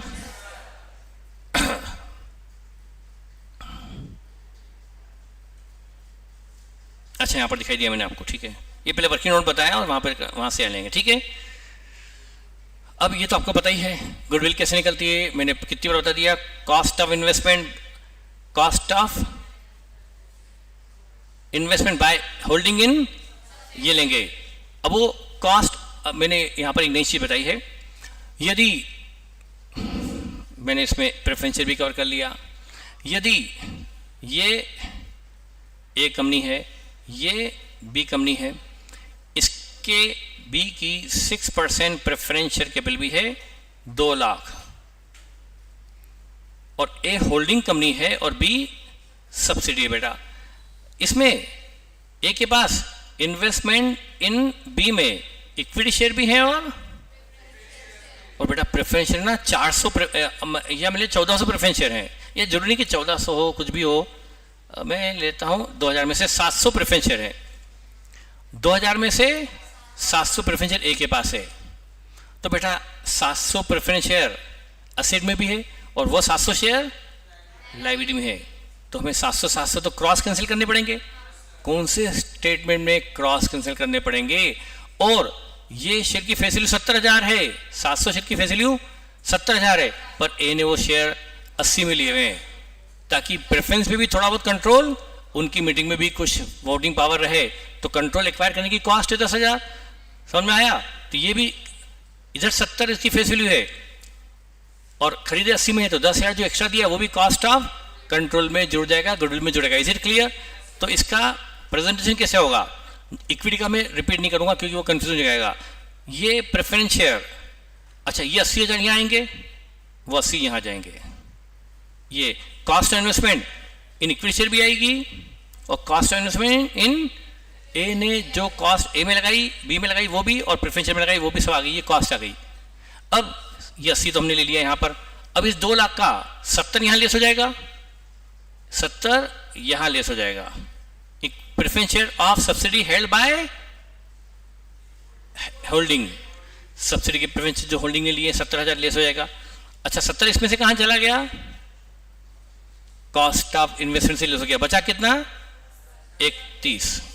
अरे बाबा फिर से बताना पड़ेगा, सारी मेरी मेहनत बेकार कर दी।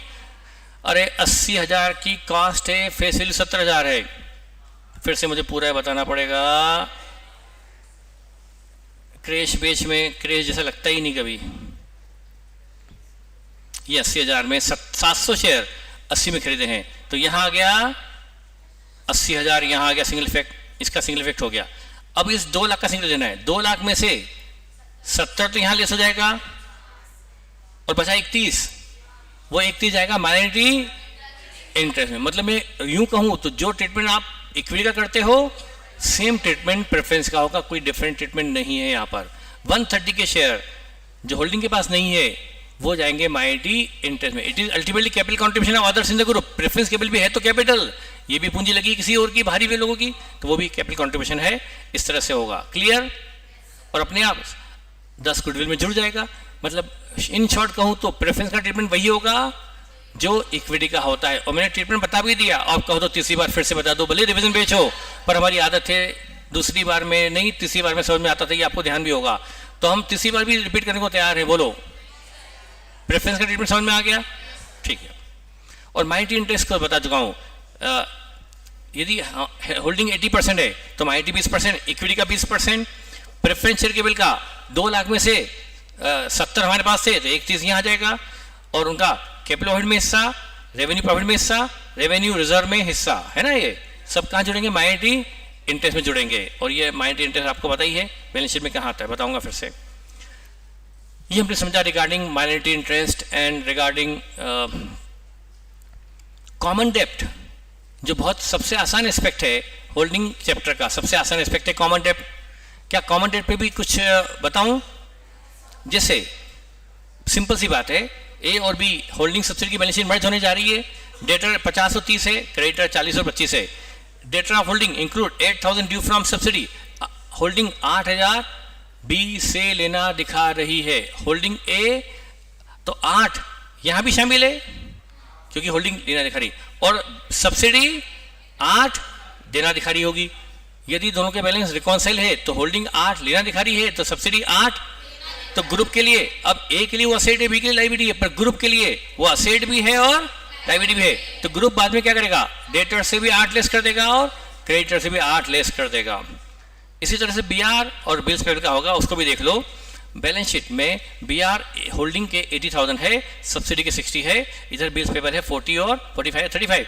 Subsidy as accepted bill of 15,000 in favour of A limited, 15 के बिल बी ने एक्सेप्ट कर रखे हैं, तो बी के लिए क्या है, बिल्स पेबल। सब्सिडी के लिए क्या है, बिल्स पेबल।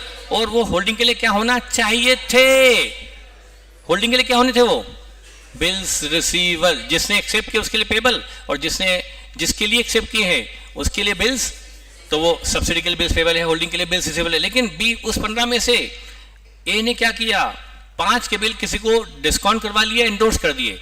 बिल 15 के एज के पास थे, लेकिन आज नहीं है। आज कितने बचे हैं, 10 ही बचे, क्योंकि 5 ए क्या कर चुका है, होल्डिंग 5 को या तो इंडोर्स कर चुकी है या डिस्काउंट करवा चुकी है।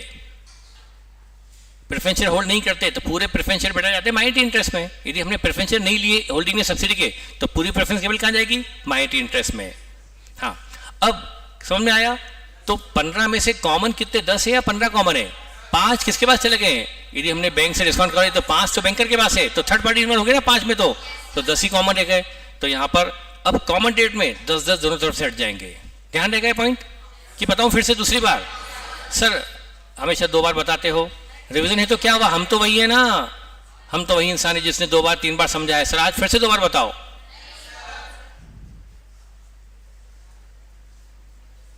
अब आता है एडजस्टमेंट फॉर अनरियलाइज्ड प्रॉफिट। ये इंपॉर्टेंट है, हर क्वेश्चन में ये पॉइंट आता है। कॉमन डेट भी आता है और अनरियलाइज्ड प्रॉफिट भी आता है।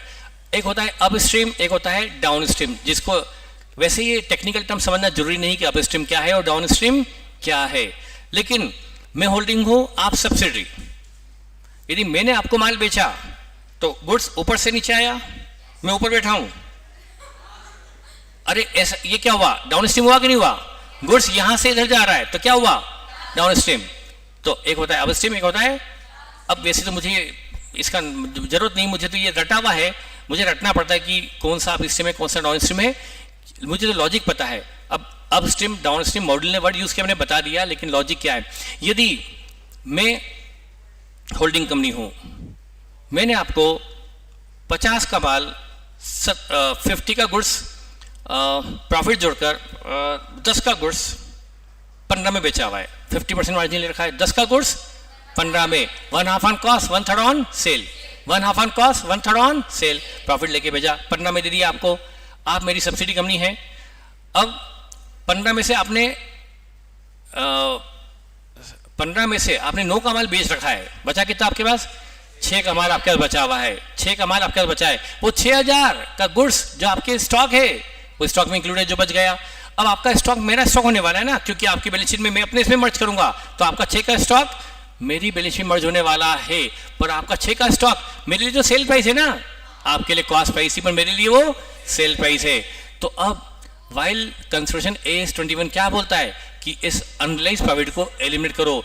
मार्जिन की रेट है 1/2 ऑन कॉस्ट 1/3 ऑन सेल, तो 6000 मेरे लिए सेल प्राइस है, आपके लिए कॉस्ट है क्योंकि आपके लिए इन्वेंट्री है, आपके लिए कॉस्ट है, पर मेरे लिए वो सेल प्राइस है क्योंकि मैंने आपको बेचा था। तो 6000 में 1/3 प्रॉफिट जुड़ा हुआ है 2000। तो एस बोलता है कि इसको हटाओ, ये फर्जीवाड़ा है।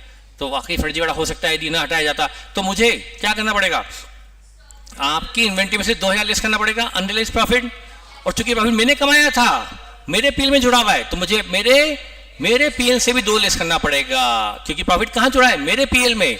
तो मेरे पीएल से 2 भी लेस होगा, और आपके स्टॉक से भी 2, तो ग्रुप के स्टॉक से भी 2 लेस होगा, और होल्डिंग के प्रॉफिट से भी 2 लेस होगा, यानी कंसोलिडेटेड पीएल से 2 लेस होगा। कंसोलिडेटेड पीएल मतलब मेरा पीएल, वहां से 2 लेस करो। Is it clear? एक तो ये था लॉजिक। दूसरा, यदि आपने कुछ माल मुझे बेच रखा है, आपने मुझे बेच रखा है जो माल, और वो माल मेरे पास अभी भी उसमें से कुछ बिक गया, कुछ बचा है, जो मेरे पास बच गया वो मेरी इन्वेंट्री। अब एग्जांपल के लिए आपने 20 का माल मुझे 24 में बेचा था, वो मेरे पास 24 में पड़ा हुआ है, बाकी जो बेचा था वो बिक गया होगा, 24 बचा हुआ है। आपका 20 का माल 24 में मेरे पास पड़ा है, तो वो 4 का प्रॉफिट आपने कमाया था, वो प्रॉफिट आपके पीएल में जुड़ा है, सब्सिडी के पीएल में जुड़ा हुआ है। तो अब एज बोलता है ये भी हटाओ, ये भी हटाओ। तो अब मुझे क्या करना पड़ेगा, मेरे यहाँ स्टॉक 24 पर है, उसमें आपका प्रॉफिट 4 जुड़ा हुआ है, वो रियलाइज है। तो S21 इसको भी टेढ़ी निगाहों से देखता है, बोलता है इसको भी हटाओ, तो 4 से मेरा स्टॉक कम होगा, इन्हें ग्रुप की इन्वेंटरी 4 से कम होगी, पर चूंकि प्रॉफिट आपने कमाया था तो आपके प्रॉफिट से कम होगा, रेवेन्यू प्रॉफिट से कम होगा। जो एओपी बनता है ना, उसमें प्रॉफिट आपको पता है कैपिटल और रेवेन्यू, ये प्रॉफिट आपने अभी भी कमाया होगा। ये माल मुझे अभी भी बेचा होगा ना 6-8 महीने पहले कि 2-4 साल पहले, जो 20 का माल आपने मुझे 24 में बेचा है, उसमें प्रॉफिट 4 जो कमाया वो अभी अभी है, पुराना 10 साल अभी भी, मतलब रेवेन्यू प्रॉफिट। तो हमारा जो एओपी बनता है उसमें कैपिटल प्रॉफिट भी होता है, रेवेन्यू। तो ये प्रॉफिट आपके इसमें कहां जुड़ा हुआ है? आपने प्रॉफिट जब कमाया था तो कहां क्रेडिट किया था? रेवेन्यू प्रॉफिट में था, तो आपके रेवेन्यू प्रॉफिट से कम हो जाएगा 4000, करेक्ट। फिर जो रेवेन्यू प्रॉफिट बचेगा उसको आप बांट दोगे होल्डिंग और माइटी में। समझ में आया? हे भगवान, फिर से बता दो। और मॉड्यूल अलग तरह से करता है, मैं आपको पहले बता दूं। मैं खतरनाक सीन आपके सामने ला रहा हूं। मॉड्यूल क्या करता है? मैं क्या करता हूं, जो 4 का प्रॉफिट आपके प्रॉफिट में जुड़ा हुआ है तो मेरी इन्वेंटरी से कम होगा, और आपके, मैं पहले प्रॉफिट कम करता हूं, सब्सिडी का रेवेन्यू प्रॉफिट कम करता हूं, और फिर जो बचा हुआ प्रॉफिट है वो 80% होल्डिंग को और 20% माइटी को बंटवाता हूं, 4 घटाने के बाद वाला। पर मॉड्यूल या सजेस्टेड क्या करते हैं, पहले प्रॉफिट बांट देते हैं। कौन सा वाला? जो आपका प्रॉफिट रेवेन्यू बांट देते हैं। और उसका 80% कहां गया? कंसोलिडेटेड पीएल में। 20% कहां गया? तो अब इस प्रॉफिट में से स्टॉक लेस करना बाकी रह गया ना, अब वो यहां से लेस करते हैं। उस 4000 का 80% 3200 कहां से लेस करते हैं? होल्डिंग के पीएल से, और 800 माइटी इंटरेस्ट से। सर चक्कर आ गए बेटा, वो मॉड्यूल का तरीका अलग है पर मेरा तरीका अलग है, पर आंसर दोनों से सेम आता है। आप मेरे तरीकों को रिजिडली फॉलो कर लो, आंसर सेम आएगा। आया समझ में? तो ये मैंने आपको बता दिया। अब स्ट्रीम डाउन स्ट्रीम ये पढ़ने की जरूरत नहीं, सब ये मैंने लिख रखा है।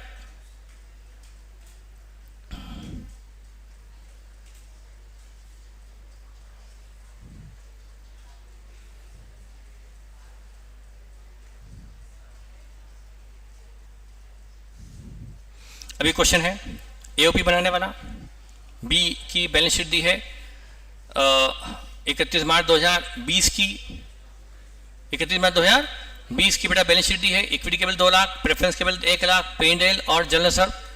इधर A limited acquired 75% equity share of B on 30 सितंबर 19। ये आ गया मिड ईयर एक्विजिशन, ये आ गया मिड ईयर एक्विजिशन। आया समझ में?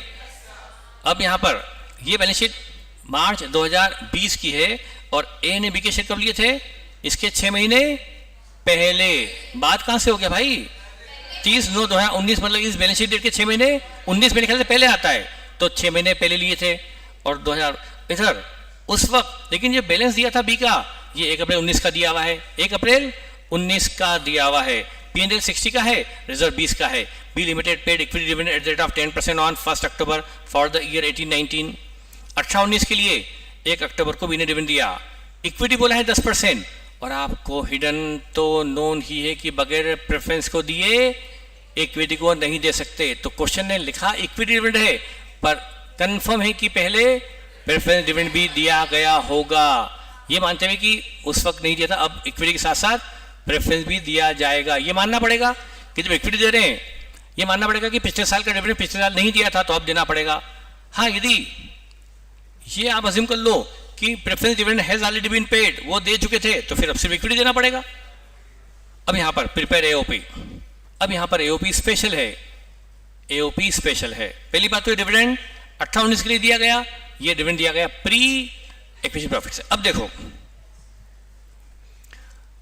यहां पर एओपी कैसे बनता है, जब मिड ईयर इक्वेशन का स्पेशल पॉइंट आ जाए। तो एग्जाम में क्वेश्चन आया भी था एक बार, मिड ईयर इक्वेशन, ये मिड ईयर इक्वेशन है। तो देखिए क्या करना होगा, मैं तो इसमें जो कि अप्रोच प्रेफर करता हूं अकाउंट बनाने वाली।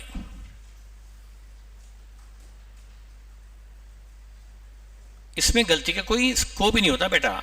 1 अप्रैल 19 को, 1 अप्रैल 19 को P&L था 60, 1 साल पहले, और आज 84 है।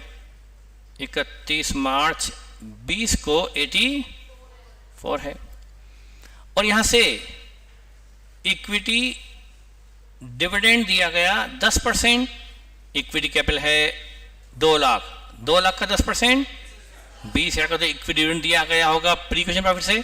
और साथ में हम ये जूम कर रहे हैं कि प्रेफरेंस डिविडेंड 18-19 में नहीं दिया गया। हमने माना कि 18-19 का प्रेफरेंस डिविडेंड 18-19 में नहीं दिया गया, मतलब इसमें से भी प्रेफरेंस डिविडेंड देना। और हम यदि ये जूम कर लेते कि 18-19 का preference dividend has already been paid in previous year, मतलब ये प्रेफरेंस डिविडेंड देने के बाद है, तो फिर हमें इस प्रेफरेंस डिविडेंड यहाँ लेने की जरूरत नहीं होती। ये हमारे अजम्पशन पे है, तो अजम्पशन क्या लेके आएंगे?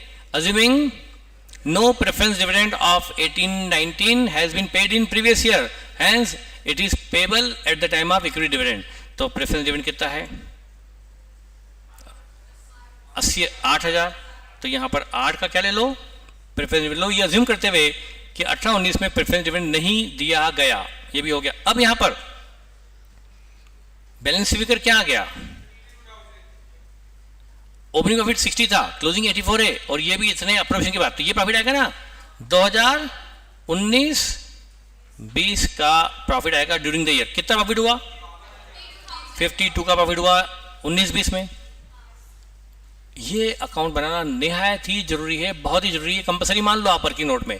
अब शेयर्स यहां लिए होते तो ये प्री इक्वेशन और ये पोस्ट इक्वेशन प्रॉफिट मान लेते। क्या बोला मैंने? यदि शेयर इस दिन लिए होते तो यहां तक का प्रॉफिट प्री और इसके बाद का पोस्ट, लेकिन यहां नहीं लिए गए, इसके 6 महीने बाद लिए गए।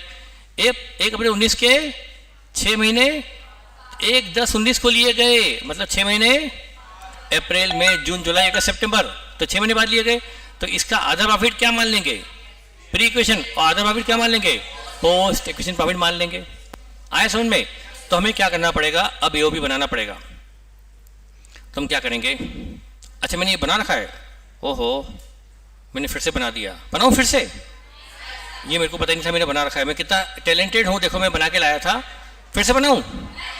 तो ये प्रॉफिट जो 52 हुआ है, इसका 26 क्या अज्यूम कर लेंगे कि प्रॉफिट इवनली हुआ है, प्रॉफिट ऑक्योर्ड इवनली, मतलब आधा 26 फर्स्ट 6 मंथ में, 26 लास्ट 6 मंथ में। तो बेटा हम क्या करेंगे? देखो यहां पर लेंगे, ये 30/9/19 तक का होगा, और ये 1/10/19 से 31 मार्च 20, ये लास्ट 6 मंथ, और ये 30/9/2019 तक का है, ये तक, और ये 6 महीने का है।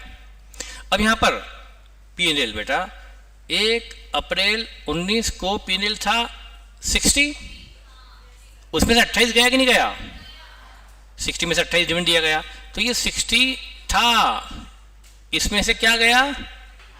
28, ये तो हुआ 32, तो बचा 1 अप्रैल 19 का वो प्रॉफिट जो आज भी है, ये कैपिटल प्रॉफिट में आएगा। अच्छा net profit of 2019-20 26 pre equation और 26 रेवेन्यू प्रॉफिट में आएगा, 26 रेवेन्यू प्रॉफिट में आएगा।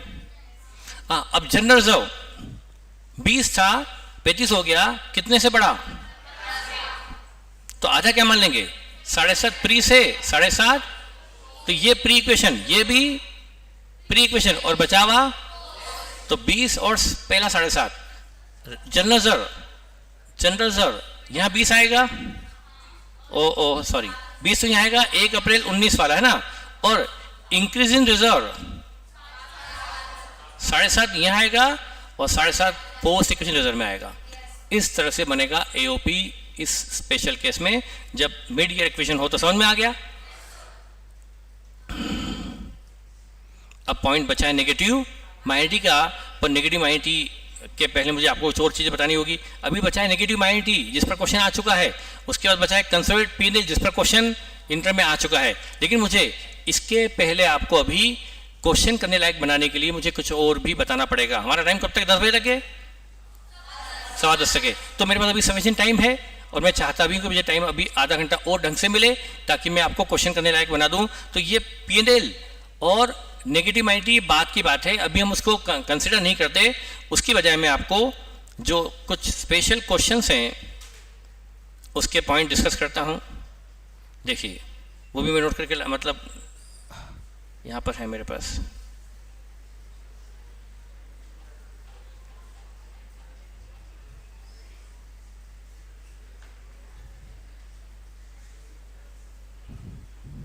ये देखिए मैं नोट करके लाया हूं जो की पॉइंट जो आपको मुझे डिस्कस कर लेना चाहिए। पहले क्वेश्चन में कोई भी खास बात नहीं है, बहुत सिंपल है।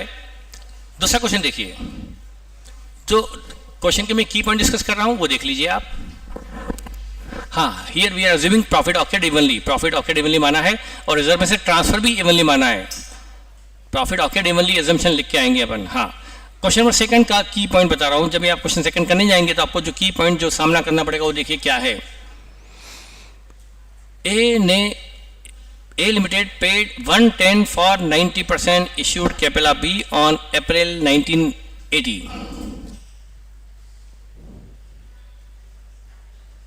A ने B के शेयर्स खरीदे हैं 1 अप्रैल 1980 को 1,10,000 में। 1980 में मार्केट से 1.10 में A ने B के 90% शेयर खरीदे। ठीक, अब ये बहुत पॉइंट है, इसके ध्यान रखिएगा। और इधर एक पॉइंट नया है, बी के जो डिवेंचर है ना 10,000 6% डिवेंचर, जो बी के लिए क्या है लाइबिलिटी लोन। क्वेश्चन में लिखा है हेल्ड बाय ए, ये सारे डिवेंचर ए ने खरीदे हैं, तो बी के लिए लाइबिलिटी है, ए के लिए इन्वेस्टमेंट नाम की एसेट है। तो ए ने ये जो इन्वेस्टमेंट खरीदे हैं ना बेटा 156, ये इन्वेस्टमेंट है ना 156, इसके 3 हिस्से होंगे 156 के।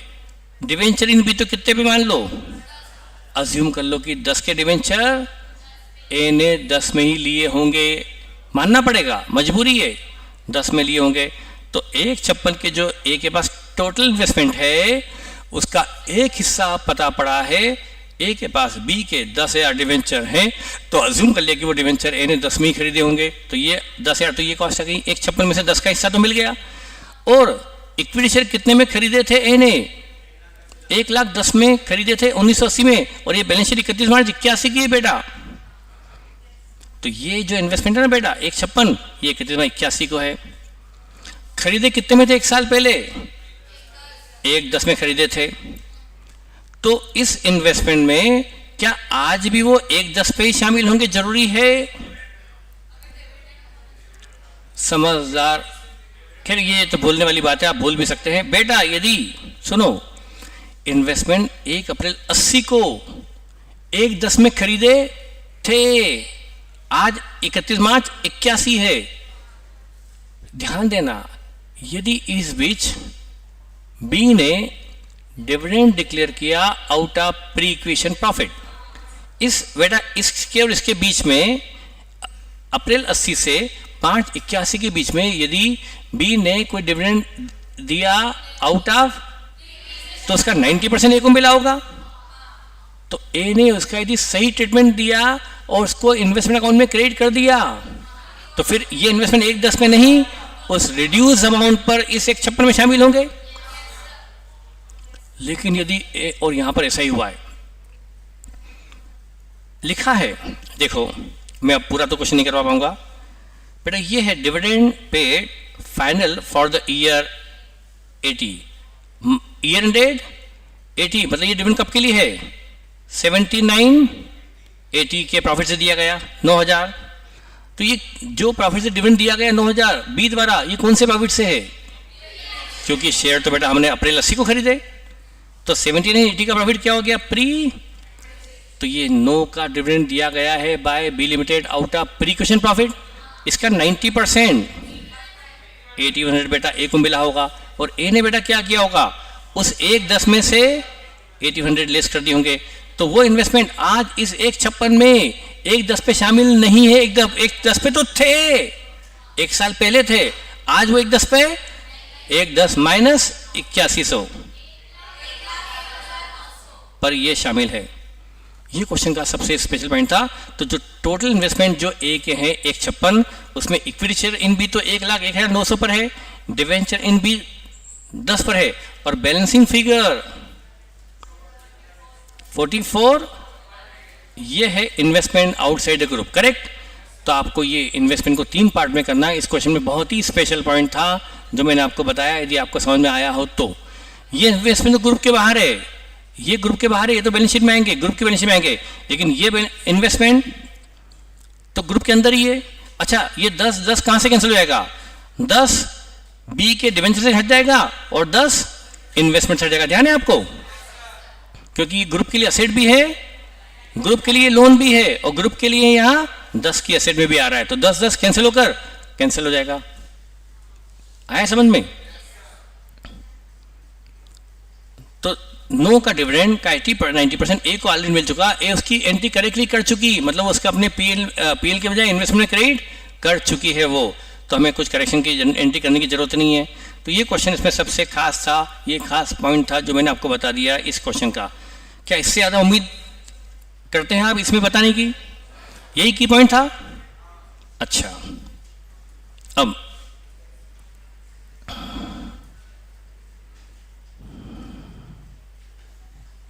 देखिए क्वेश्चन नंबर 4, ध्यान दें बेटा, ये है एच और ये है एस, होल्डिंग और सब्सिडी। ये इसकी बेटा शेयर कैपिटल है 8 लाख की, मतलब 8000 शेयर हैं। ये जनरल रिजर्व है, ये पीएनएल है जिसका एओपी बनता है। इधर एच ने 3000 शेयर एक्वायर किए थे अप्रैल 96 में, बेटा अभी चल रहा है मार्च 98, और ये शेयर लिए थे अप्रैल 96, मतलब 97, 98, 2 साल हो चुके हैं। तो यहां तक का प्रॉफिट प्री इक्वेशन और इसके बाद का पोस्ट इक्वेशन है ना बेटा।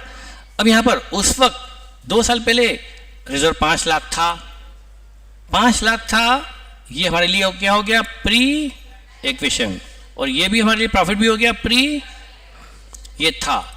लेकिन क्या हुआ है, ये था 1 अप्रैल 96 को, 1/10/97 को, मतलब उसके कुछ समय बाद, 1 साल बाद, S limited issued 3 fully paid up share for every 5 share held as a bonus out of pre acquisition general reserve. 5 के बदले 3 बोनस शेयर इशू किए हैं सब्सिडी ने अपने इस प्री इक्वेशन रिजर्व में से, बोला है साफ साफ, 5 के बदले 3 शेयर। अब no entry is made in the books of S for receipt of this bonus share. S के यहां बोनस शेयर मिलने की एंट्री नहीं हुई, होल्डिंग कंपनी ने बोनस शेयर मिलने की एंट्री नहीं करी, तो अब करनी पड़ेगी, करनी नहीं है। बोनस शेयर मिलते तो इसकी एंट्री नहीं होती क्या? नहीं होती। इन्वेस्टर के यहां बोनस शेयर मिलने की एंट्री नहीं होती क्योंकि उसके लिए कॉस्ट 0 है, तो एंट्री भी 0 होगी। लेकिन जो बोनस शेयर इशू करता है उसको बोनस शेयर के लिए अपने जनरल रिजर्व को डेबिट कर कर शेयर कैपिटल क्रिएट करनी पड़ेगी। जनरल रिजर्व में से बोनस शेयर दिया गया, अब तो एंट्री एज ने नहीं की है, मतलब सब्सिडी तो कर चुकी है। बोनस शेयर देने की एंट्री सब्सिडी एज कर चुकी है। इसका मतलब उसकी जो शेयर कैपिटल है ना, ये 8 लाख, ये बोनस के बाद है, और जो रिजर्व भी है ना, ये भी बोनस घटाने के बाद है, और दिख भी रहा है, दिख भी रहा है। सब्सिडी एंट्री कर चुकी, किसने नहीं की? होल्डिंग ने नहीं की। तो अब क्या करेंगे बेटा? मतलब ये शेयर कैपिटल कितनी थी पहले? 5 शेयर के बदले 3 शेयर बोनस में, तो कुल शेयर कितने हो गए? बोनस के पहले 5 थे, तो बोनस के बाद, तो ये 8 किसके बाद है? बोनस के बाद। तो बोनस कितने का रहा होगा?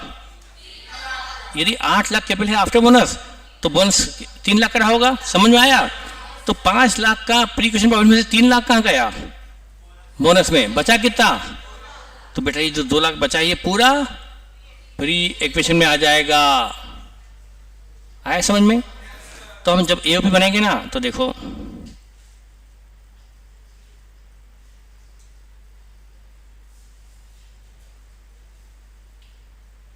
अब देखो, जनरल रिजर्व जब शेयर खरीदे तब कितना था? इसमें से बोनस कितना दिया गया? तो बचा 2 लाख, ये आएगा कैपिटल, और रेवेन्यू रिजर्व 0 हो जाएगा। रेवेन्यू रिजर्व है ही नहीं इस क्वेश्चन में, क्योंकि 2 लाख जो रिजर्व है ना बेटा, पूरा का पूरा प्री इक्वेशन है, पोस्ट इक्वेशन है ही नहीं। अब बेटा पीएनएल उस वक्त कितना था? 2 लाख का पीएनएल 2 साल पहले हुआ करता था। ये बेटा हमारे लिए प्री इक्वेशन है। लेकिन बेटा इस बी ने क्या किया? 20% का डिविडेंड 97 में दिया out of pre equation profit. 20% dividend 8 lakh का या 5 लाख का? ये डिविडेंड दिया है 30 जून 97 को, और बोनस कब आया था? 1/10/97 को। बताओ जिस साल के लिए डिविडेंड दिया जा रहा है वो ईयर कौन सा है? प्रीवियस ईयर, उस वक्त बोनस शेयर थे ही नहीं, तो डिविडेंड 5 लाख में मिलेगा या 8 लाख पे? 5 लाख में मिलेगा। 5 लाख का 20%, तो इस पीएल में से 1 लाख का क्या दिया गया? डिविडेंड। तो बचा कितना? 1 लाख बटा प्री इक्वेशन। कुल पीएल कितना बचा है? उस 3 लाख में 1 lakh pre equation, 2 lakh post equation. जल्दी में बता रहा हूं, लेकिन बता रहा हूं। इसका एक खास पॉइंट था, इसका ये खास पॉइंट था। Is it clear? हाँ, बाकी कॉमन डेप का कुछ होता नहीं है, कॉमन डेप का बता ही चुका हूं मैं। एच ने कैश में मशीन 80 में ट्रांसफर करी एस को, जबकि मशीन 60 की थी। 60 की मशीन 80 में बेची है होल्डिंग ने सब्सिडी को, तो प्रॉफिट किसने कमाया? होल्डिंग ने। तो कंपनी किस, और ये मशीन किसके यहाँ पड़ी है? सब्सिडी में। सब्सिडी में कितना प्रॉफिट क्या मिले? 20। तो प्रॉफिट मशीन से 20 कम होगा और होल्डिंग के प्रॉफिट से भी, क्योंकि ये प्रॉफिट अनरियलाइज है, चाहे वो इन्वेंट्री पे हो चाहे फिक्स्ड एसेट पर। ये फिक्स्ड एसेट पर अनरियलाइज प्रॉफिट है, तो हम मशीन को भी 20 से कम कर देंगे और होल्डिंग के प्रॉफिट को भी 20 से कम कर देंगे। अब देखो, ये भी बहुत ही शानदार पॉइंट है। क्वेश्चन 5 बहुत ही इंटरेस्टिंग पॉइंट है, और मेरे पास टाइम भी अभी है, मेरे पास 20 मिनट और है। ये पॉइंट, क्योंकि क्वेश्चन जो मैं आपको बता रहा हूँ ये आपको घर पर आज ही सारे बगैर देखे कर लेना चाहिए, तभी आपको इसका बेनिफिट मिलेगा। और मैं होल्डिंग में कोई जल्दबाजी नहीं करना चाहता हूँ। होल्डिंग में मैं आपको जितना मेरे से बन पड़ रहा उतना ही कराऊंगा, ज़्यादा जल्दी नहीं करूँगा कि मुझे कोर्स ख़त्म ही करना है। तो देखिए क्वेश्चन नंबर 5 में क्या खास बात है। ये डाउट पूछने का टाइम बेटा ये क्रेज बीच में नहीं होता। अभी तक आप कहाँ थे? डाउट था तो आपको बेटा पूछना चाहिए ना मेरे से व्हाट्सएप पर। कॉमन डेप में नहीं, मशीन बेची कैश में बेची, वो डेटर में कहाँ शामिल है? डेटा क्रेडिट में। बेचना अनराइज प्रॉफिट अलग होता है और कॉमन डेप अलग होता है। मशीन बेची कैश में, तो डेटा क्रेडिट में कहाँ से आ गया? कॉमन डेप कहाँ से बना रहे हो बेटा इसको? हाँ, अब देखो क्वेश्चन नंबर 5 पीडी एसडी वाला बहुत ही शानदार क्वेश्चन है। क्या इसमें शानदार है, क्या इसका की पॉइंट है वो देखिए। पीडी होल्डिंग है और एसडी सब्सिडी है बेटा। यहां पर ये मैंने कुछ रेफर कर रखा है, रेफर में ठीक है। यहां पर इन्वेस्टमेंट पीडी के पास 16,10,000 के हैं। ये वही इन्वेस्टमेंट है जो पीडी ने एसडी में कर रखे हैं, अपनी सब्सिडी में कर रखे हैं। लिखा नहीं है पर वही है, investment by PD in SD 16,10,000। अब यहां पर देखिए, PD limited acquired 80% share of SD on 30th September 3 at a cost of 1810। Oh, 30/9/2003 को, मतलब इस क्वेश्चन में मिड ईयर भी आ गया। मिड ईयर तो आ ही गया, ये क्वेश्चन बहुत ही स्पेशल है। मिड ईयर इक्वेशन तो आ ही गया इसमें, और मिड ईयर आते ही क्वेश्चन थोड़ा कॉम्प्लिकेट हो जाता है, क्योंकि प्रॉफिट को आधा आधा मानकर प्री पोस्ट में डिवाइड करना पड़ता है, रिजर्व को भी आधा आधा, प्रॉफिट को भी आधा आधा। ठीक है, 18-10 में लिए थे, पर आज वो इन्वेस्टमेंट 1 साल बाद 31 मार्च 4 को 6 महीने बाद, 6 महीने बाद ही इन्वेस्टमेंट की वैल्यू बुक्स में क्या रह गई? 30/9/2003 के 6 महीने बाद, मतलब 31 मार्च 2004, सॉरी हाँ 31 मार्च 2000, 6 महीने बाद बैलेंस शीट दी है। इन्वेस्टमेंट जो 18-10 का था वो घटकर कितना रह गया है? 16-10 ही रह गया है। 16-10 ही रह गया है। कितने से कम हुआ?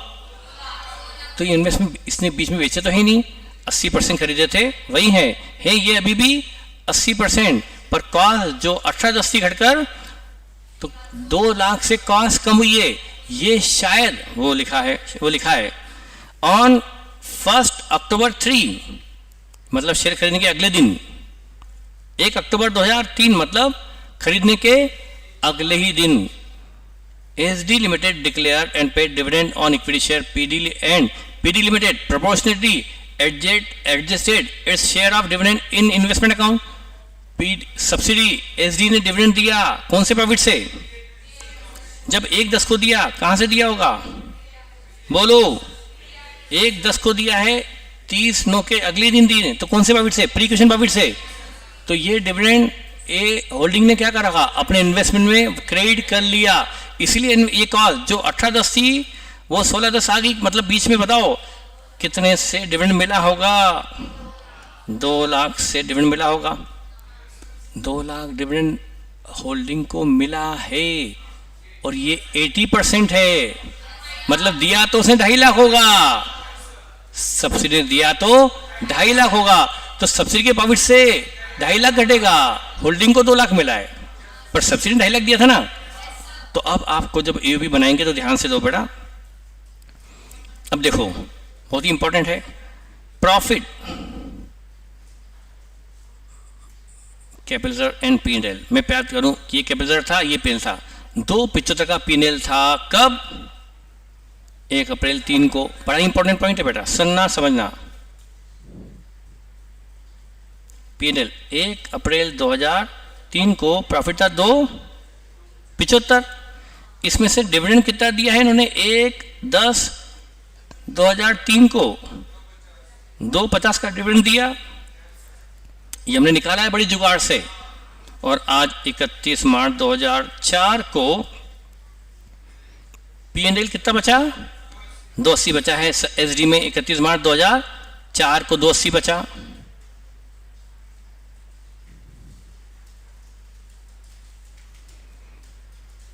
बताओ नेट प्रॉफिट जो कि बैलेंसिंग फिगर होगा वो 2003-2004 का है, 255 का प्रॉफिट है। अब चूंकि शेयर इसके मिड में लिए हैं तो इसमें से आधा प्री हो जाएगा, आधा क्या एपी बन जाएगा।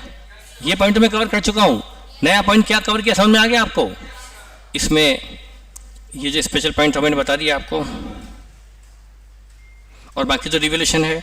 यही पॉइंट सबसे खास था। क्या समझ में आया आपको?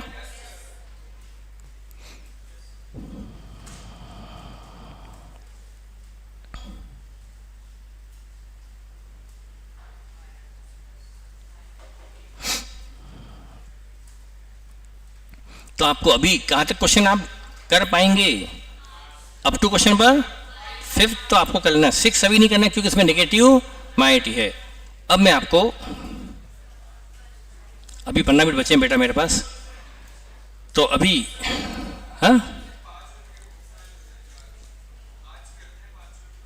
हाँ पर बेटा अब रिवीजन तो मैं कितने दिन लूंगा, रिवीजन का भी तो आप खुद ही बाद में बोलेंगे सर रिवीजन ज़्यादा लंबा नहीं चलना चाहिए, वो भी आपकी डिमांड है। तो देखो एक पॉइंट और बता देता हूं मैं आपको, एक पॉइंट और डिस्कस कर लो। वो है ये बेटा ए और बी की बैलेंस शीट गिवन है क्वेश्चन 7 में, ए और बी की। ये ए की बैलेंस शीट 2017 की है लेकिन बी की दिसंबर 16 की है। तो हमें बेटा क्या करना पड़ेगा, बी की बैलेंस शीट, सब्सिडी की बैलेंस शीट को दिसंबर से मार्च पे लाना होगा।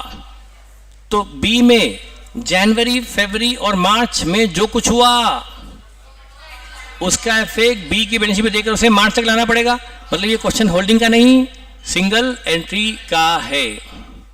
उसमें क्या क्या करेंगे मैं आपको बता दूं। वैसे तो ये बताना नहीं चाहिए, कोई बेसिक नहीं, बस फिर भी बता रहा हूं मैं आपके, क्योंकि ये क्वेश्चन भी आपको क्या करा। 5 जनवरी को बी ने 20 की इन्वेंट्री कंप्लीटली उसके यहाँ डिस्ट्रॉय हो गई। 20 की इन्वेंट्री जनवरी में कम हो गई, जल गई। तो 20 से बी का स्टॉक कम कर दो और 20 से बी का प्रॉफिट भी कम कर दो, नंबर 1। उसमें से बीमा कंपनी से 15,000 मिल गया, 75%।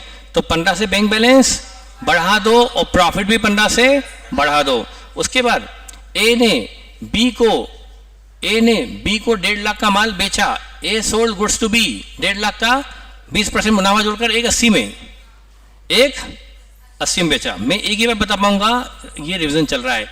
तो 180 से बी का स्टॉक बढ़ा दो क्योंकि बी ने खरीदा है इसे, और बी के क्रेडिटर बढ़ा दो। बी का स्टॉक बढ़ा दो और बी के क्रेडिटर देना बढ़ा दो। स्टॉक बढ़ गया, क्रेडिटर बढ़ गया। अब आधा माल 50%, इसमें से आधा माल बी ने वापस रिसोल्ड कर दिया, रिटर्न नहीं। आधा मतलब 90 का माल 90 का माल बी ने ए को वापस बेच दिया, मुनाफा लेके बेचा होगा, पर कितना मुनाफा लिया पता नहीं। लेकिन आज भी बी कंपनी ए को 60 देना दिखा रही है। देना कितना था? 80 देना था, आज 60 देना है, मतलब बीच में एक 20 से कुछ लेस हुआ। तो ये गुड्स खरीदा इसलिए 80 देना था, गुड्स बेचा इसलिए 1 लेना रहा होगा। सही है क्या? इसका मतलब बी ने 90 का माल 1 में बेचा है ए को।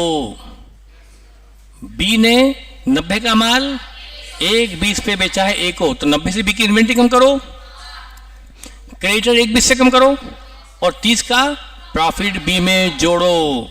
ये रिवीजन चल रहा है, रिपीटेशन नहीं। और 60 कॉमन डेप्ट हो जाएगा। बस ये इसका की पॉइंट था। तो आपकी एक बैलेंस शीट आपको 31 दिसंबर की जगह मार्च 17 की बी की रीड्राफ्ट करनी होगी।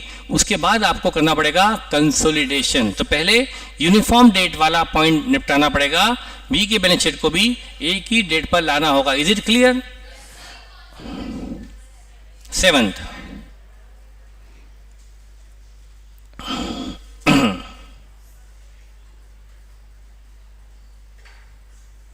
और यहां पर एक पॉइंट और आपके हिस्से में आने वाला है। 1000 डिवेंचर ए ने बी के खरीद रखे हैं 1.5 लाख में। तो ये डिवेंचर जो है ना 3000, इस पे 1000 डिवेंचर किसने लिए हुए हैं, ये भी पॉइंट नया है, समझ लो नया पॉइंट है। तो बी के 3000 डिवेंचर में से ए ने 1000 खरीदे हुए हैं, तो कितना कॉमन डेप्ट हो गया? 1000 डिवेंचर कितने में लिए हुए हैं? बहुत ही महंगे खरीद लिए ए ने मार्केट से। 1 लाख की फेस वैल्यू के डिवेंचर 1.5 लाख में खरीदना निहायत ही मूर्खता वाली बात है, पर क्वेश्चन बनाने वाले ने वो मूर्खता की है। पर ठीक है, क्योंकि भगवान जाने, क्योंकि इतना महंगा कोई डिवेंचर खरीदता नहीं। कोई इतना ब्याज थोड़ा दे रही है बी कंपनी कि इतना महंगा खरीद ले। पर ठीक है चलो, तो 1 लाख तो यहां से घट जाएगा और 1 लाख, ये 1 लाख तो कैंसिल हो गया कॉमन डेप्ट, और 2 लाख के डिवेंचर बचे रहेंगे, वो आउटसाइड एक्सटर्नल लायबिलिटी है, वो कंबाइंड बैलेंस शीट में जाएंगे as a non current liability debenture के रूप में। तो 1 लाख के डिवेंचर ग्रुप के पास असेट भी है, लायबिलिटी भी, वो कॉमन है। लेकिन कितना बच जाएगा इधर भी? 50 बच जाएगा। ये 50 ए का लॉस है। उसने 1.5 लाख के डिवेंचर, आज ड्यू डेट पर कितना मिलता है इसको? 1.5 लाख के बदले रिडम्पशन पर कितना मिलता? इवन 1 लाख मिलेगा ड्यू डेट पर, रिडम्पशन पर बी कंपनी इसको 1.5 लाख के बदले कितना पे करेगी? तो ए को कितना घाटा होगा? ये घाटा ए को अपने पीएल में डालना पड़ेगा। तो 50 को क्या करोगे आप? पीएल में डालोगे। ये एक नया पॉइंट था, फिर से बताऊं तो 1 लाख तो दोनों तरफ से हट जाएगा, और 50 का जो लॉस है ए का, वो ए के प्रॉफिट एंड उसके कंसर्न पीएल से, ए के पीएल से 50 लेस हो जाएगा एज ए लॉस टू ए। ये भी इसमें अच्छा पॉइंट था, ये भी मैंने बता दिया। तो ये मैंने आपको 7 तक बता दिया। तो आप 7 तक तो क्वेश्चन कर सकते। हाँ, हो सकता है 7 आपसे ना हो पाए 7 के साथ, लेकिन आप भिड़ जाओ तो कर ही सकते हो। 7 तक आपको क्वेश्चन कर लेना चाहिए। ये ऑर्डिनरी क्वेश्चन है, इसके बाद कुछ नई चीज़ें शुरू होती है। तो मुझे अभी आपको बताना है कंसर्न पीएनएल, मुझे बताना है नेगेटिव माइनॉरिटी, और फिर मुझे बताना है एसोसिएट और जॉइंट वेंचर। तो मुझे 1.5 घंटा और लगेगा, क्योंकि वो 23 से लगे, 27 से लगे, और ये पार्ट अभी थोड़ा बचा हुआ है। पर आप 7 तक क्वेश्चन तो कर सकते हो। क्या करना है अभी? 8 मिनट और बचा है। इतना ही आज के लिए बहुत है। क्या कसम खाते हो कि 7 तक क्वेश्चन कर लोगे? आपको किसकी कसम दूं? मेरी मत देना, मेरी नहीं, कि मुझे शाम को हिचकियां आना शुरू हो जाएगी और भगवान बोलेगा चलो आज जल्दी आ जाओ, तुम्हारे किसी बच्चे ने होमवर्क नहीं किया। तो अब चलो कसम नहीं देता आपको, कोई बात नहीं। तो एक्स की कसम, ये बोला एक्स की कसम डाल दो। क्वेश्चन ट्रेडर पॉइंट यहां थोड़ा आता है। हाँ, मुझे अलग से पूछ लेना भाई, क्वेश्चन ट्रेडर पॉइंट मुझसे पूछ लेना अलग से, बता दूंगा वो यदि कॉमन डेट में है तो। हाँ, एक बच्चा पूछ रहा है, 2 मिनट बेटा, क्वेश्चन राइट पूछ रहा है, तो चलो मुझे इस बहाने टाइम पास का मौका मिल गया। देखो ये ए है, ये बी है, ये होल्डिंग है, ये सब्सिडी है। ए लेना दिखा रही है लोन टू बी 1 लाख और B loan from A 75,000। A B से लेना दिखा रही है 1 लाख और बी देना दिखा रही है 75, मतलब बी 25 कम देना दिखा रही है। हुआ ये कि बी ने 25 कैश बी ए को भेज दी, पर ए को अभी रिसीव, वो हो गया कैश इन। बी 75 25 पेमेंट कर चुकी है, तो बी ने एंट्री पास कर ली है लोन टू कैश, पर ए को भी कैश प्राप्त। तो आपको क्या करना है, 75 कॉमन रेट हटाना है, बच गया 25, 75 हटा दो, कॉमन रेट बचा। इसको क्या मान लो, कैश इन। और कैश इन रेंट कहाँ दिखाते हैं, कैश इन कैश इक्विवेलेंट के अंदर। तो 25 कहाँ आ जाएगा, कैश इन कैश इक्विवेलेंट में आ जाएगा। समझ में आया? यदि सुना है तो आज इतना काफी है। अगली क्लास कब रखनी है, कल ही रख लें बेटा, जल्दी रखनी पड़ेगी, नहीं तो ये भी भूल जाओगे। मुझे जब रिवीजन कराऊंगा, इस रिवीजन का भी रिवीजन कराना पड़ेगा, क्योंकि मतलब आप 7 क्वेश्चन कल तक नहीं कर पाओगे।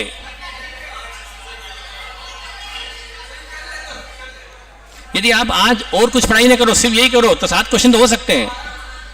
कोशिश करो कर लो, तो हम कल ही रख लेंगे ताकि हमारा कंटिन्यूटी में हो जाए। यदि वैसे टाइम ज़्यादा होता तो आज ही 1.5 घंटा वो रख लेते, तो कल तो रख ही सकते ना अपन। कोशिश करेंगे कल रख लें, ठीक है बेटा, थैंक यू।